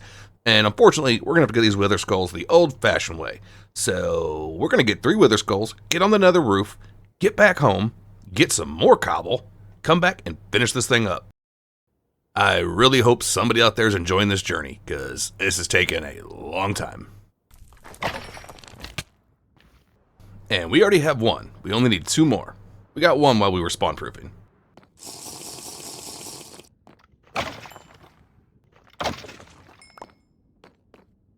Alright, that's 2.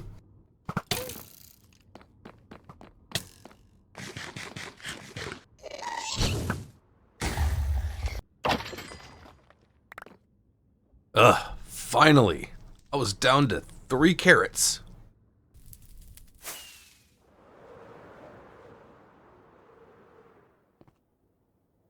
Now it's time to get on home to resupply. And how are we going to do that? Well, we're going to do that on the nether roof. So we're looking for a block that's at Y127. That way we can glitch through it and get on the nether roof. Now, if you play Bedrock, do not do this. I don't even know if it'll work, but you won't be able to get back down. You can't build anything up here on Bedrock. But anyways, we already marked those coordinates, so we start heading home to our nether hub. And man, we got to do a whole lot of work on this. We kind of just left it alone. And for once we come through our portal and it's actually daytime. However, our chickens have done nothing. I should have put these guys in spawn chunks.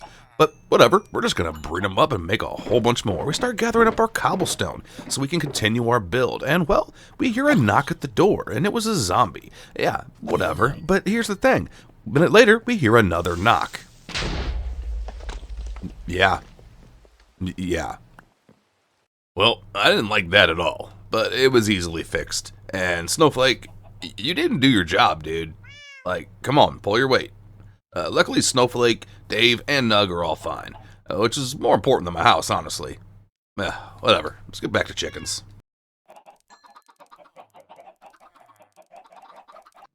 Well, those eggs should start multiplying pretty quick. While we're waiting for that, let's do a couple things that are way, way overdue. Like this right here. Over at our wool farm, all we have is 16 stalls with only white wool, and they are all full. So we're gonna go change 15 of those sheep. Wait, can I not change them if they're sheared? That's fine. We'll just disable the redstone.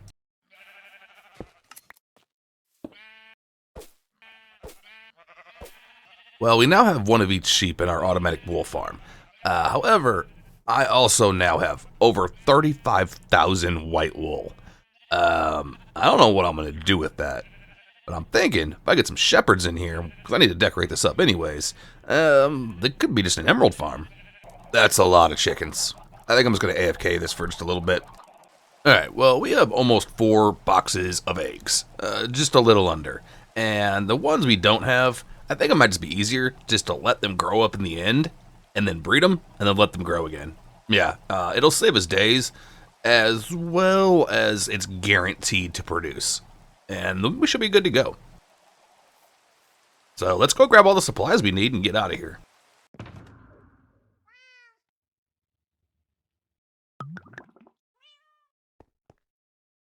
Alright, that'll work.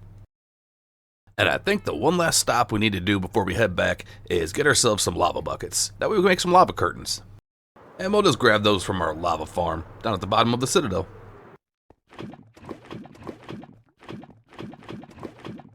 Alright, let's go. First things first, we need to go west to our stronghold.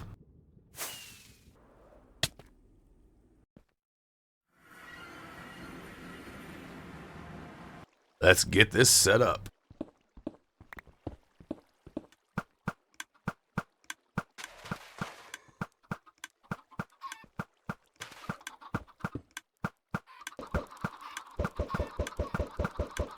Now we just need to wait for this to empty and these guys to grow up.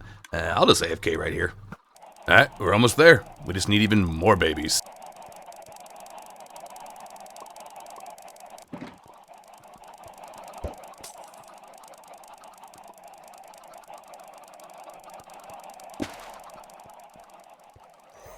Here we go.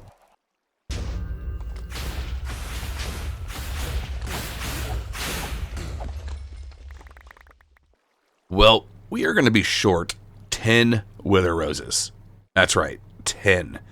Whatever. We'll just make the spawning platform a little bit smaller, and we'll make it work. We can always come back here and get more later and, well, expand it.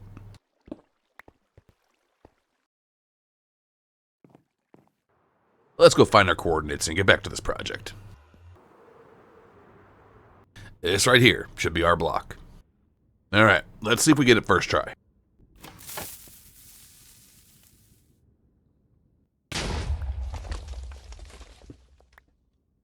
Nice. And we might as well see where a portal brings us out in the overworld. Maybe it'll take us somewhere new and cool to explore.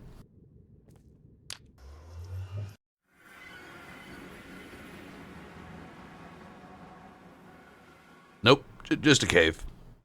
But not too far from the surface. Man, we'll come back and check this out later. You know, I weirdly missed my little Nether project. Well, let's make us some slabs and get back to work.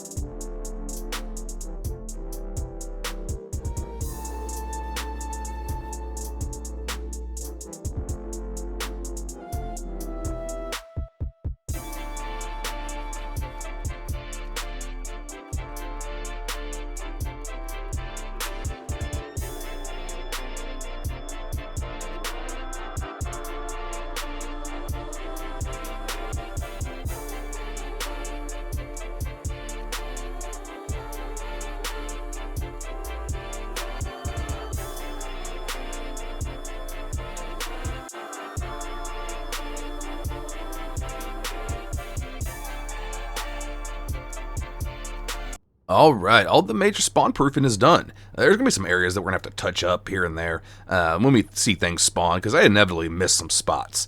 But we'll just deal with that later. Now it's time for the fun part, and I do mean that literally.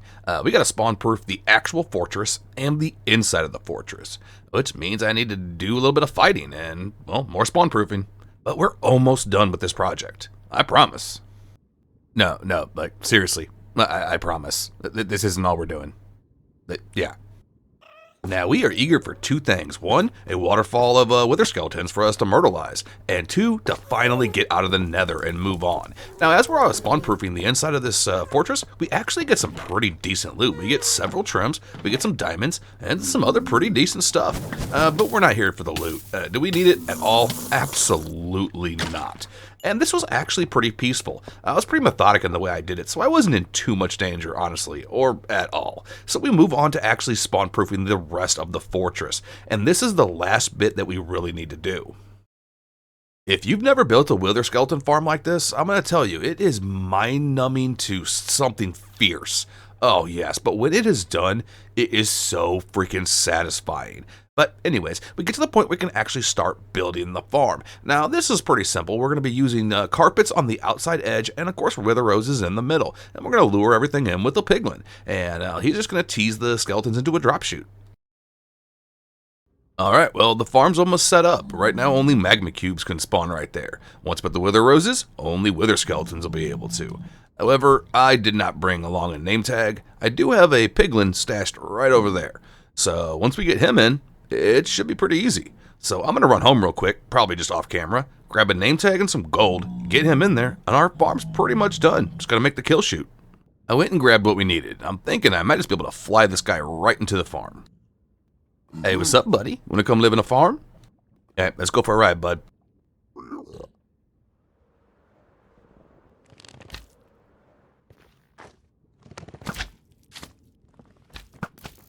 Alright, now what I need this dude to do is to come in here and try to get some gold.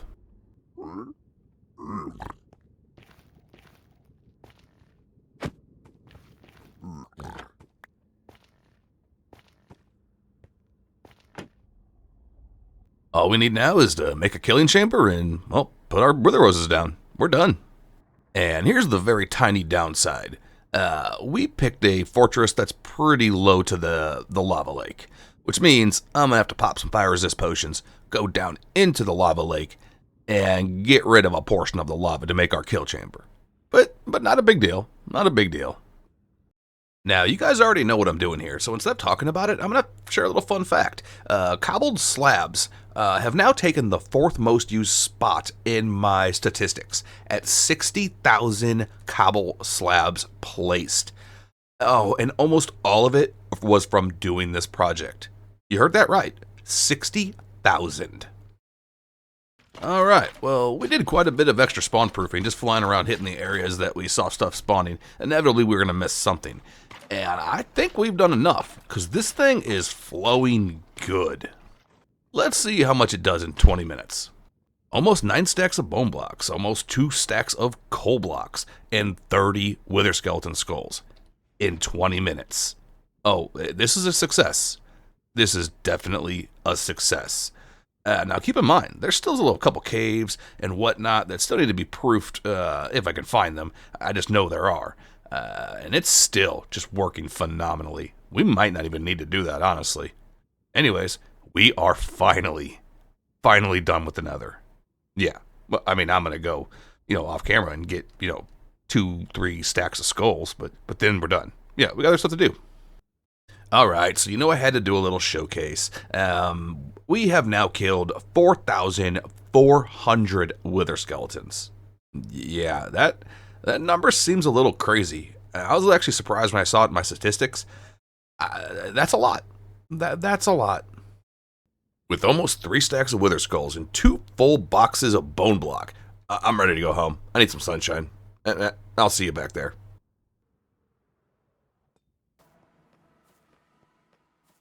Well, we're back home, but not in the sunshine. No, we're in the gross rain. But still, it feels so good to be back. I spent so much time in the Nether. And, well, we only have 30 days left before we wanted to call this episode. And I really don't want to go too long on it because this is already a long episode. So I don't think we're going to get to that ocean monument build. That's probably going to be next episode. But I do want to make good on this promise, the road going over that way, and some touch-ups on the castle. Yeah. So we're still not done. Let's get to this. And we have plenty of materials, including a ridiculous amount of bone meal, to make everything look pretty. Now, time is running very, very short, so we have to get on our grind and get to work. We start off by capping off that little inn with a bunch of trees. I like to do that whenever I'm just done with the area. We add a little bridge and we start working on our roads. Now, roads are one of my favorite things to build in this game, and I got lots of different styles that I like to do, but for the general idea of most of our roads, they're just pathing and a bit of coarse dirt.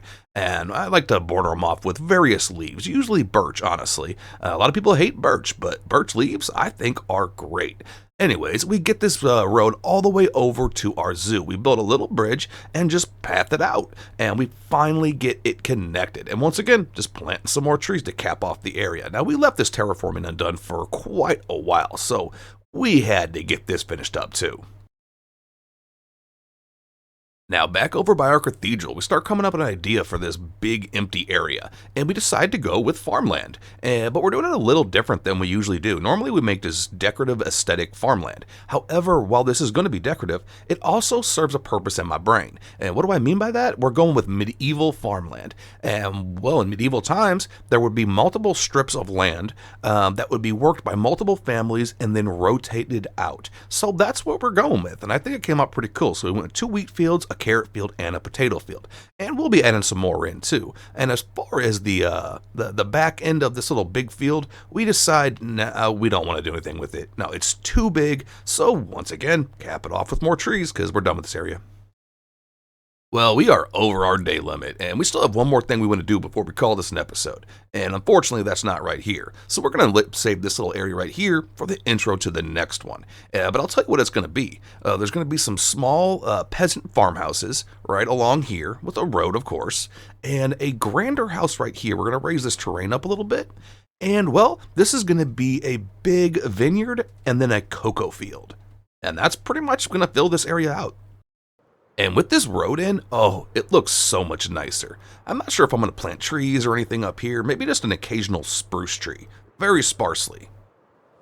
But as far as the last thing we want to do, we're going back to the beginning. A couple little improvements I want to make to the Nordic Keep that I kind of just was thinking about while I was doing all the Nether stuff.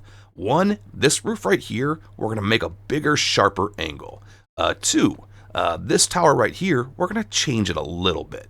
And a couple other little minor tweaks. I think it'll really make it pop. So let me show you what I'm talking about.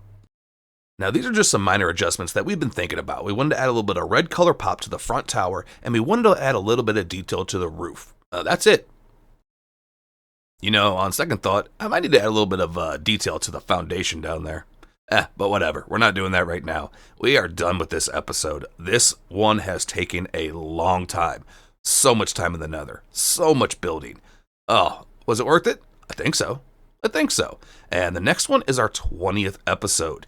And you know we're going to go big. Oh, so big on that one. I already got it planned. We're definitely doing the ocean monument. We're going to be making something out of that.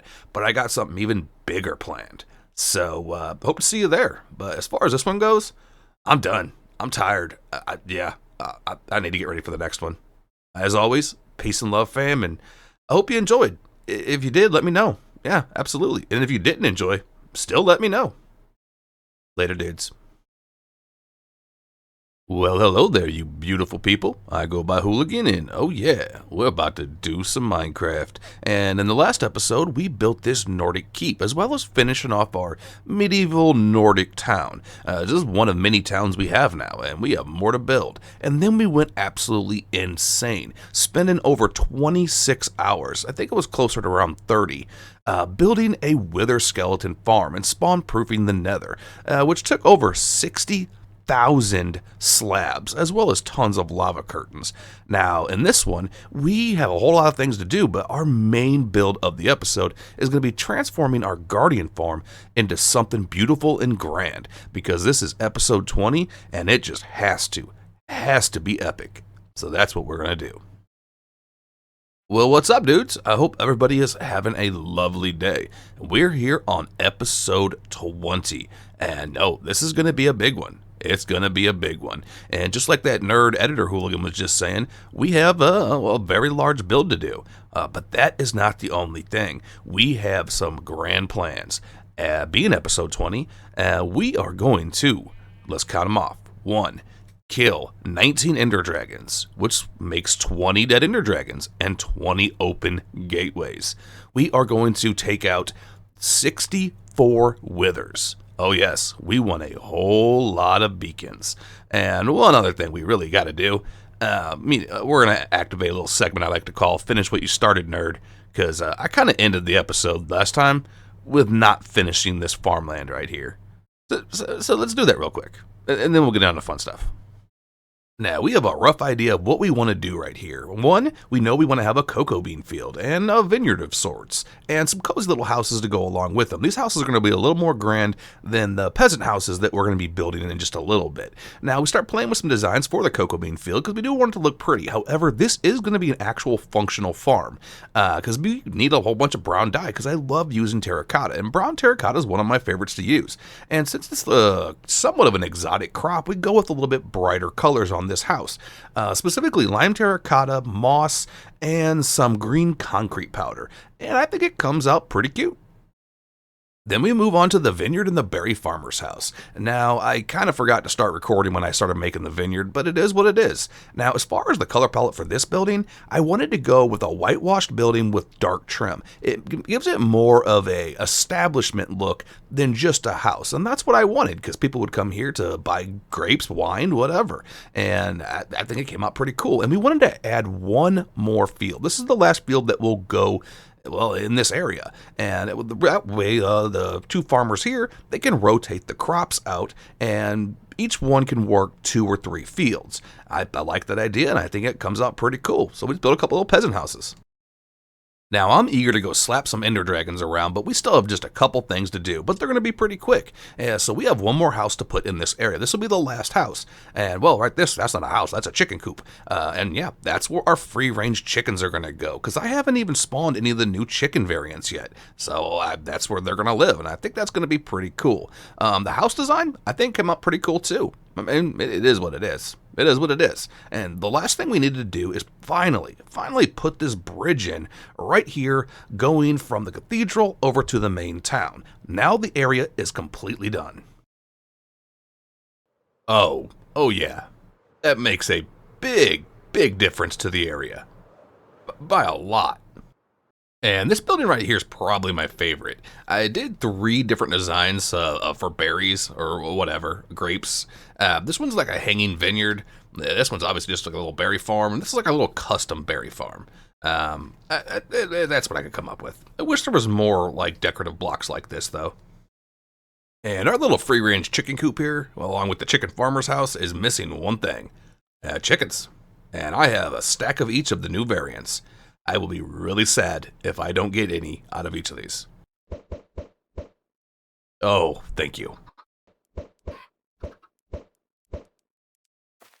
Alright, well, we got 3 of these guys and 1 of these guys. I'm happy with that. Hopefully I can get some more eggs from this guy. And you might be wondering, dude, what's your deal with chickens? Fun fact. My neighbor, a couple houses down from me, just has chickens. And I don't mean like they're in a chicken coop. I mean, there's no fence or anything. They just roam the neighborhood. It's interesting when you come outside and there's a chicken on your car. And that's not a joke at all. At one point they had turkeys too, and I came outside to see a very large turkey on my neighbor's Camaro. Yeah. And with one thing checked off the list, it's time to move on to Withers and Ender Dragons. But first, we're going to need a whole bunch of ghast tiers. Now, we have 2 options. We can just go fly around looking for ghasts, or we can make a farm. I'm not sure which one I'm going to do yet. I will need some more wither roses if I do the farm. Yeah, that might be what we do. We got plenty of eggs. And these guys have served us quite well, but I can't deal with the noise anymore. Sorry, guys. That is a lot of chicken XP. And we'll just leave our little hidden setup down here, just in case we ever need to use it again. It ain't hurting anything. Okay, we already have everything ready to go. Let's go cheese the wither. And I mean a lot.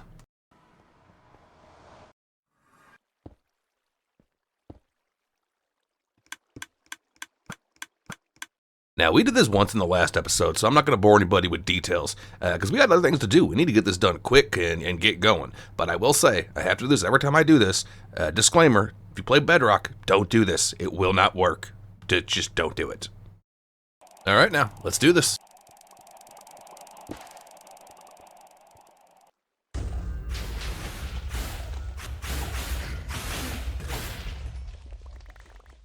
Now, that is a good amount of wither roses. I think we're good, probably forever. If we need any more, we'll actually set up a wither farm. Now we just gotta kill this dude 61 more times. So, super duper speedy mode. Over 60 withers dead in under 20 seconds. Is this cheesy? Absolutely. Do I regret it at all? Absolutely not. No. I've fought in the wither out in the open and survived just fine. However, when you need this many beacons, no, I can't go and fight 61 withers, especially not when I'm making content. 62 nether stars, and with the beacon we have at home and the other nether star we have at home, that is a full stack of beacons. Now, the reason we need to do this first is because, well, one, we needed the wither roses, and we'll never be cheesing the wither again in this playthrough. Hopefully this playthrough never ends. However, though, we also are going to need a whole bunch of obsidian. And before we actually get the obsidian, we need to kill the ender dragon a whole bunch of times, because otherwise, any digging I do is just going to reset all the pillars. And, well, spoiler alert, I'm going to delete all these pillars and the entire island at some point. So I don't want to backtrack. Now that we essentially have our stack of beacons, it's time to go get a stack of gas tiers. And yeah, we're going to build a farm. So yeah, let's go do that. Are all those endermen who jumped through the portal when I was fighting the withers, are they going to be at spawn? This is a weird place to spawn. Oh. I'm at my iron farm, and they are here. Interesting. Alright, well, let's put this crap away and go see what we actually need. Alright, well, we have everything we need to go build a gas farm. We actually have enough to build several layers of a gas farm if we want to do that. Let's go find a good location. And of course, we're going to do this on the nether roof. And so we don't clutter too much stuff in one direction of our nether hub, we got lots of stuff going to the east, we got stuff going to the north and south. One thing we got going to the west is our stronghold, so let's see if we can't find a soul sand valley over there. So these slabs here represent exactly where our west road's going to be coming through. And I think we're going to put our farm right there, because on the other side, just a little bit over there, is our way to the stronghold. It just makes sense. I don't want everything to be cluttered on one side. Let's get to building this.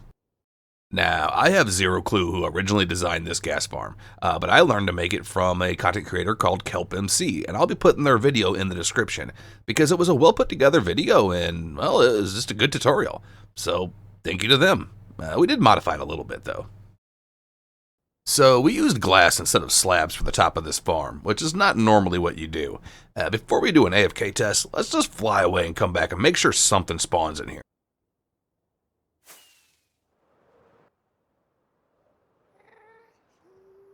Well, that's not working the way I want it, and I'm not willing to fly straight up in the nether. That's how you smack your face on the ground and pop a totem. Let's just pillar up a scaffolding.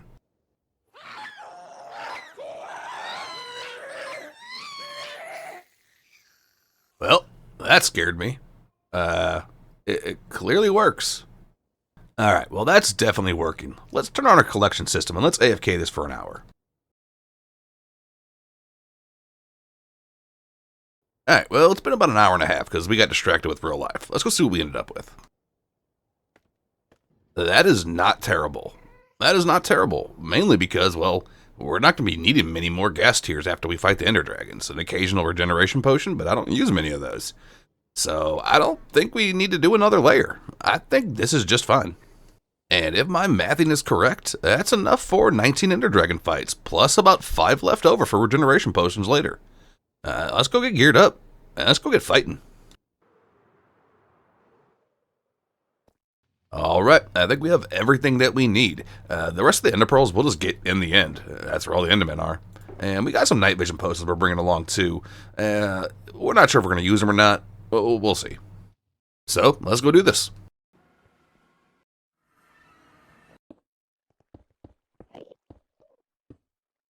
Get these pearls and get this fight started.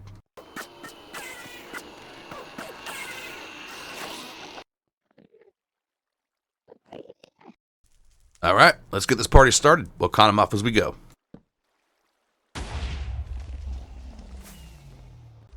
Now, in a minute, we're going to rapid fire off the rest of these dragons, but for this first fight, we're just going to talk for a minute. Yeah, you got to hear my stupid voice. I mean, you don't have to. You could leave, but then you might miss something awesome and stupid that I say.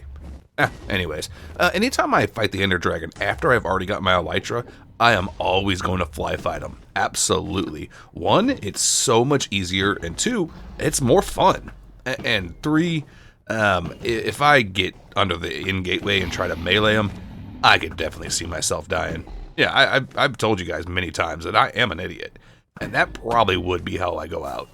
But anyways, after we kill all these dragons, we have to come up with an idea what to do with the end, because we are going to transform it. And the last season, we kind of transformed it into a deity in space kind of idea. But this one, I don't know. We're going to do something different. Alright, that's one. 18 more to go.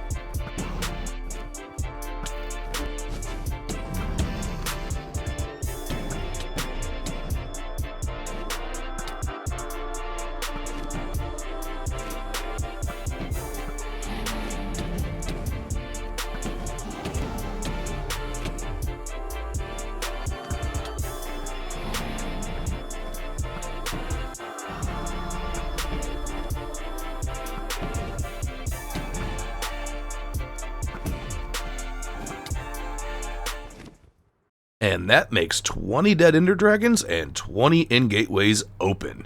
Now, we're eventually going to be doing something with this end island, probably deleting the whole thing and making something custom out of the end. But right now, we just want the obsidian.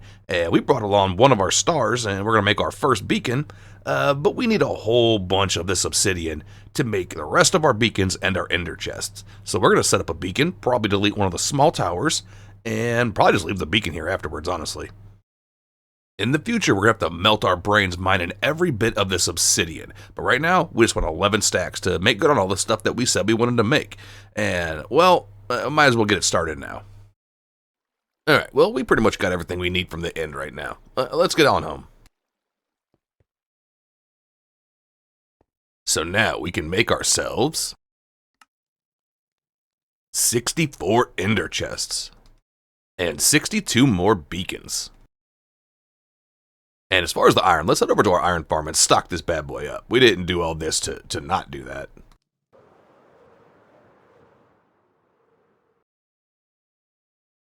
And this chest right here means we are ready to do some serious work. Oh, and I think I mentioned it before. The reason I wanted all this stuff in this particular box is when we come across an area that we want to build a kingdom or something large, we're going to put down a beacon and a sign and an ender chest. And we'll mark that as a location for a new empire or a new mega build or whatever I'm going to plan on doing there.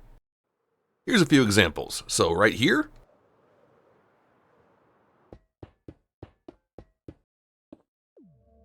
this right here is going to be our future air temple and gas sanctuary. And well, the whole air temple thing, it's going to become a theme because I want to do an air, a fire, a water, which you'll see pretty soon, and an earth. And then way up to the north,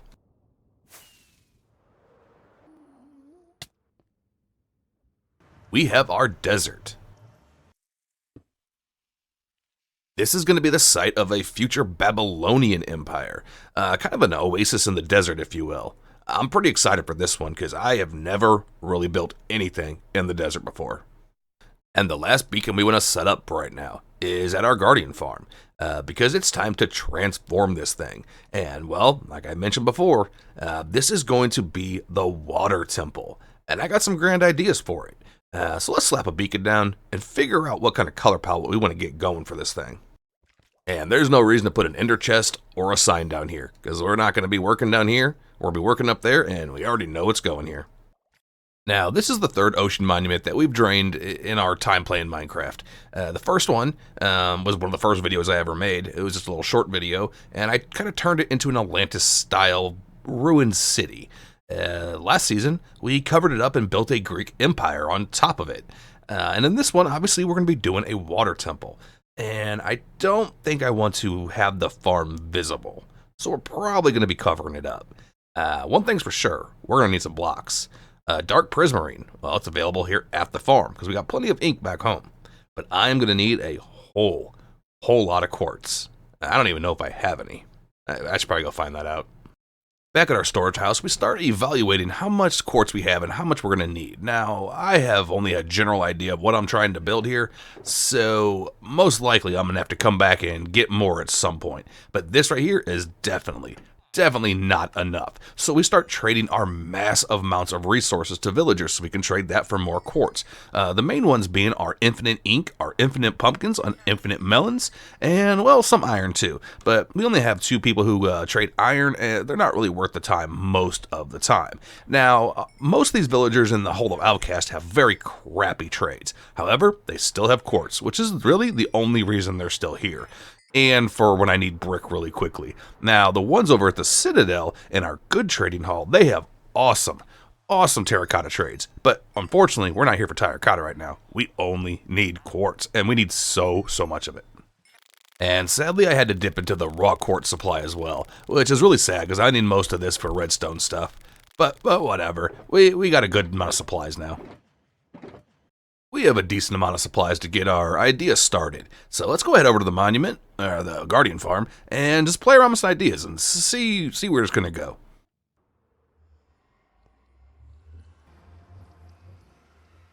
While our farm's putting in its work, let's get our foundation set up. Now, we're going to be winging this entire project. One thing I do know is I want a big tower in the middle, and at the top of that tower is going to be our AFK spot. Now, I do not have to go too high with this tower because, well, most of the caves and whatnot underneath our build here are full of water. they're all water caves. Very, very little aren't. So if we need to spawn proof a little bit, we can get that done really, really quick. And I don't want the tower to be too insanely high. And we're going to be using water elevators and drop chutes to access, well, the AFK spot and also our portal, because we're going to leave our portal down at the bottom. You'll see what I mean with that later. It's going to be pretty cool, actually. So we started designing our tower, just winging it, and we're pretty happy with the way it comes out. Now, when we start decorating it here in a minute, admittedly, I use way too many leaves, so I decided to come back in and remove about half of what I put there. But the tower, all in all, looks pretty cool. And we have an idea for the walls around this, so we do a little test run, and we just build the front of one of the walls, and kind of get an idea of where all the towers and posts are going to go. And, well, I think it came out pretty cool. The downside is we are very low on supplies.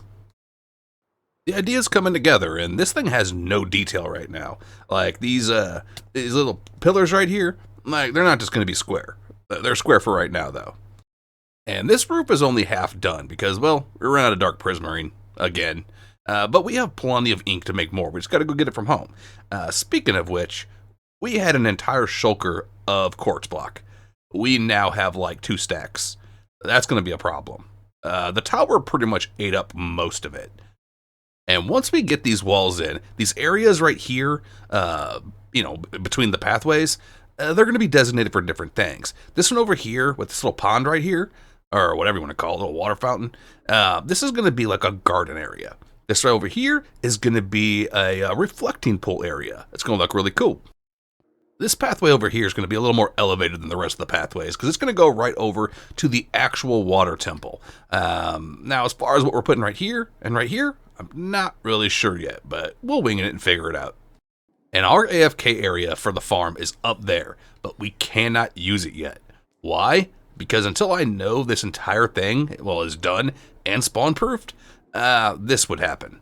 So I'm just up there AFKing, and a creeper spawns right on that bridge, and it just wanders over this way and says, oh, I'm going up. And I'll be AFKing right here, and he comes up and gives me a hug. That's bad. That's bad. And to get back down, we just do this. Anywho, I'm going to head back home and re-up our supplies. The good news is I don't think we're going to need nearly as much quartz in the walls as we did this. Maybe in the temple, though. Whatever. Let's go get the stuff. Alright, well, we re-upped a whole bunch of our stuff. Let's see where it gets us now. Why I thought this was a good idea to commit this much to one episode, I'll never know. I'll never know, but whatever, I'm in it to win it, and we're gonna get this done. So we activate ultra super duper speedy mode, and just get back to the grind with a fresh batch of resources. Now, I'm gonna tell you right now, these resources do not last. I have to trade so much with villagers to get everything we need, but I am happy that I got to finally use my happy Ghast to do a little bit of work, and in this situation, it worked out pretty well. I was able to go around and just add some trim to the outside, and pretty easy. And there he is just going crazy in the background. Now this other side here goes a lot more smooth because, well, it's just a duplicate of the other side we just did. So there's not really much thinking involved. It's just work. And well, that's what we do. And after we get this side done, we're going to be focusing on some of the detail areas. Like right here, this is our reflecting pool. And it's a little grainy right now because the stupid rain messed up my stupid footage yet again. Very, very stupid, right? Yeah, whatever. Anyways, we decided we're just going to stick with our same color palette because it's been working, and we're going to switch that up here shortly, but for right now that's what we're going with. And for the other side of the little decorative area that we've pretty much done is going to be our flower garden, and we decided we wanted to run a little waterfall, little pond out into the middle, little pathway around it, and just some various pretty flowers. Yeah. Our temple is coming along, and I am absolutely falling in love with this place. Like, I don't know why I didn't do this a long time ago, honestly. Probably because I didn't want to melt my brain yet. But whatever. So we have 3 things left that we need to do. 1, we need to do the interiors and mob-proof everything in this place. 2, whip together these walls over here and build a temple right here. I'm thinking we're going to switch up the colors a little bit and go with a red roof. And I'm not sure about the walls just yet. We're probably going to stick with the quartz. Maybe. We'll figure that out. And as far as these little two areas right here, I'm thinking I don't really want a bunch of stuff there. I'm thinking maybe just a bunch of water features. I mean, it's a water temple. We'll figure that out, though. You know me, I play things by ear. And the last thing we're going to have to do is figure out what we're going to do with the underneath of our temple here. Because, well, it just can't be floating in the air. That doesn't make any sense. Well, I have to go get back on my resource grind yet again. But don't worry, I'm not going to show it this time. Just know that I'm doing it. We'll probably have a little under 80 days to get all this done once I finish that. Well, let's get back to this grind. Let's finish this up strong.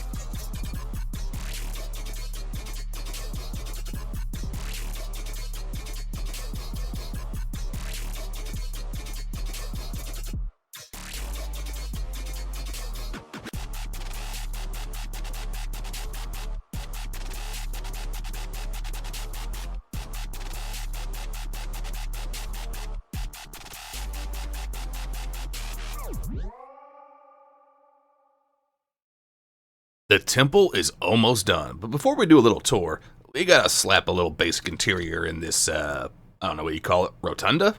Whatever. It needs some floors and stuff. So we start slapping a floor in, and we're sticking with dark prismarine for the floor and the roof. One, because it fits the vibe of the build, and two, because, well, we tapped out a lot of resources building this thing, and it's what we have the most on hand at the moment, and it just works anyways. And as far as the rest of these decorations go, we're just, whatever we have in our decoration boxes, we're just trying to make it work. We don't want to over-decorate either, though. That's also important to this build. What do you think, Gastolf? Are we happy? Are we happy? Well, I mean, you're always happy. Look at you. You're happy. Anyways, yeah, I think we're pretty happy with our build. Right here, our little reflecting pool that we can just lounge out at. Over here's our little flower garden. Oh, yeah, you can't be in a flower garden and not feel good. And as far as the interior, and the interior's coming along too. We kind of ran out of some blocks. We don't have any more glow lichen on hand because we really need to fix some of this whitewashed wall. I love the blocks, but they just need a little bit of breakup from the glow lichen. But anyways, it came out pretty neat, I think. Also, this painting here, as well as a couple others I put down, I didn't even know existed. Like when did this get added? It's pretty cool. And this theme just kind of travels around the whole circle. Yeah. As far as this water pool here, as well as the one going up to our AFK platform, we're missing lily pads and other aquatic blocks that we really need to put in there. Small drip leaves, etc., etc. I don't have time to go get them right now, but we'll fancy this up a little bit later. Now, some of you guys know I like to just break out random lore in a build when I do it, and the whole idea here is the water temple. It's supposed to be a place that's hard to get to and it's about a spiritual journey. Yeah, that's right. The air temple that we'll be building will be all about knowledge, maybe even leaning towards arcane knowledge. The fire temple, well, that's going to be a dark one. And the earth temple is going to be all about physical strength. Yeah, there's your dose of lore. And the last thing I want to show you before we get out of here and get on to our very last task of the episode is these two water elevators right here. Now, that one obviously comes up. This one goes down. Normally, I would make a drop chute and not even worry about the water. However, in this situation, I want the water to be visible up there. But anyways, it leads right down to our Guardian farm. And this thing has overproduced now. I can't actually keep up with the drops. I might have to make like a sorting system, honestly. And to get back up, just like that. All right, now there's one more promise I made in the last episode that I gotta make good on. Let's go do this. And that is update our map. Let's head over to the map room and see if we even have enough room to do this. Now, it's been almost 2,000 days since we updated this map, and we have added a whole lot of stuff to this world. The prison, a big lake right here, finishing the town, the zoo, the Nordic City, the castle, decorating the creeper farm, roads, and the nature kingdom up here. And of course, way over here, the temple. Now, that being said, this is a 5x5, and we're going to need to expand it. It'll be centered right here, and we're going to need to go to the west one map, to the north one map, and to the east at least 2 maps. See if the Citadel even shows up. We might have to knock this wall out and go one more. Now, this takes us over 10 days to complete because, well, we had to expand the maps much farther than we originally thought to be able to fit the temple in the view. But anyways, we're just going to show the highlights of the most important things that we revealed, and that is the zoo, the little farming area with the cathedral, this factory right here, and the museum. Of course, our Nordic town and the castle. Oh, probably our favorite build to date ever in Minecraft. Our nature empire, which, well, we dig it, and our newest build. We have officially survived 4,000 days in hardcore Minecraft. Oh, have we done a lot of stuff. The newest addition is, well, the temple up there. The city over here just looks awesome. I can't really see the nature empire too much because, well, it's nature, kind of blends in. And, well, of course, the zoo. And so much more. And look at all of this real estate we have to work with. Out of all of these, though, I'd say the Citadel looks the coolest. It just looks evil. It definitely looks like a dwarven compound. And we had to expand that wall out quite a bit. Yeah, that ocean monument was way further than we thought it was. But anyways, that's the end of this episode. Yeah, this one's been a long one. And, well, in this last 1,000 days, we took on big projects, spending over 250 days per episode.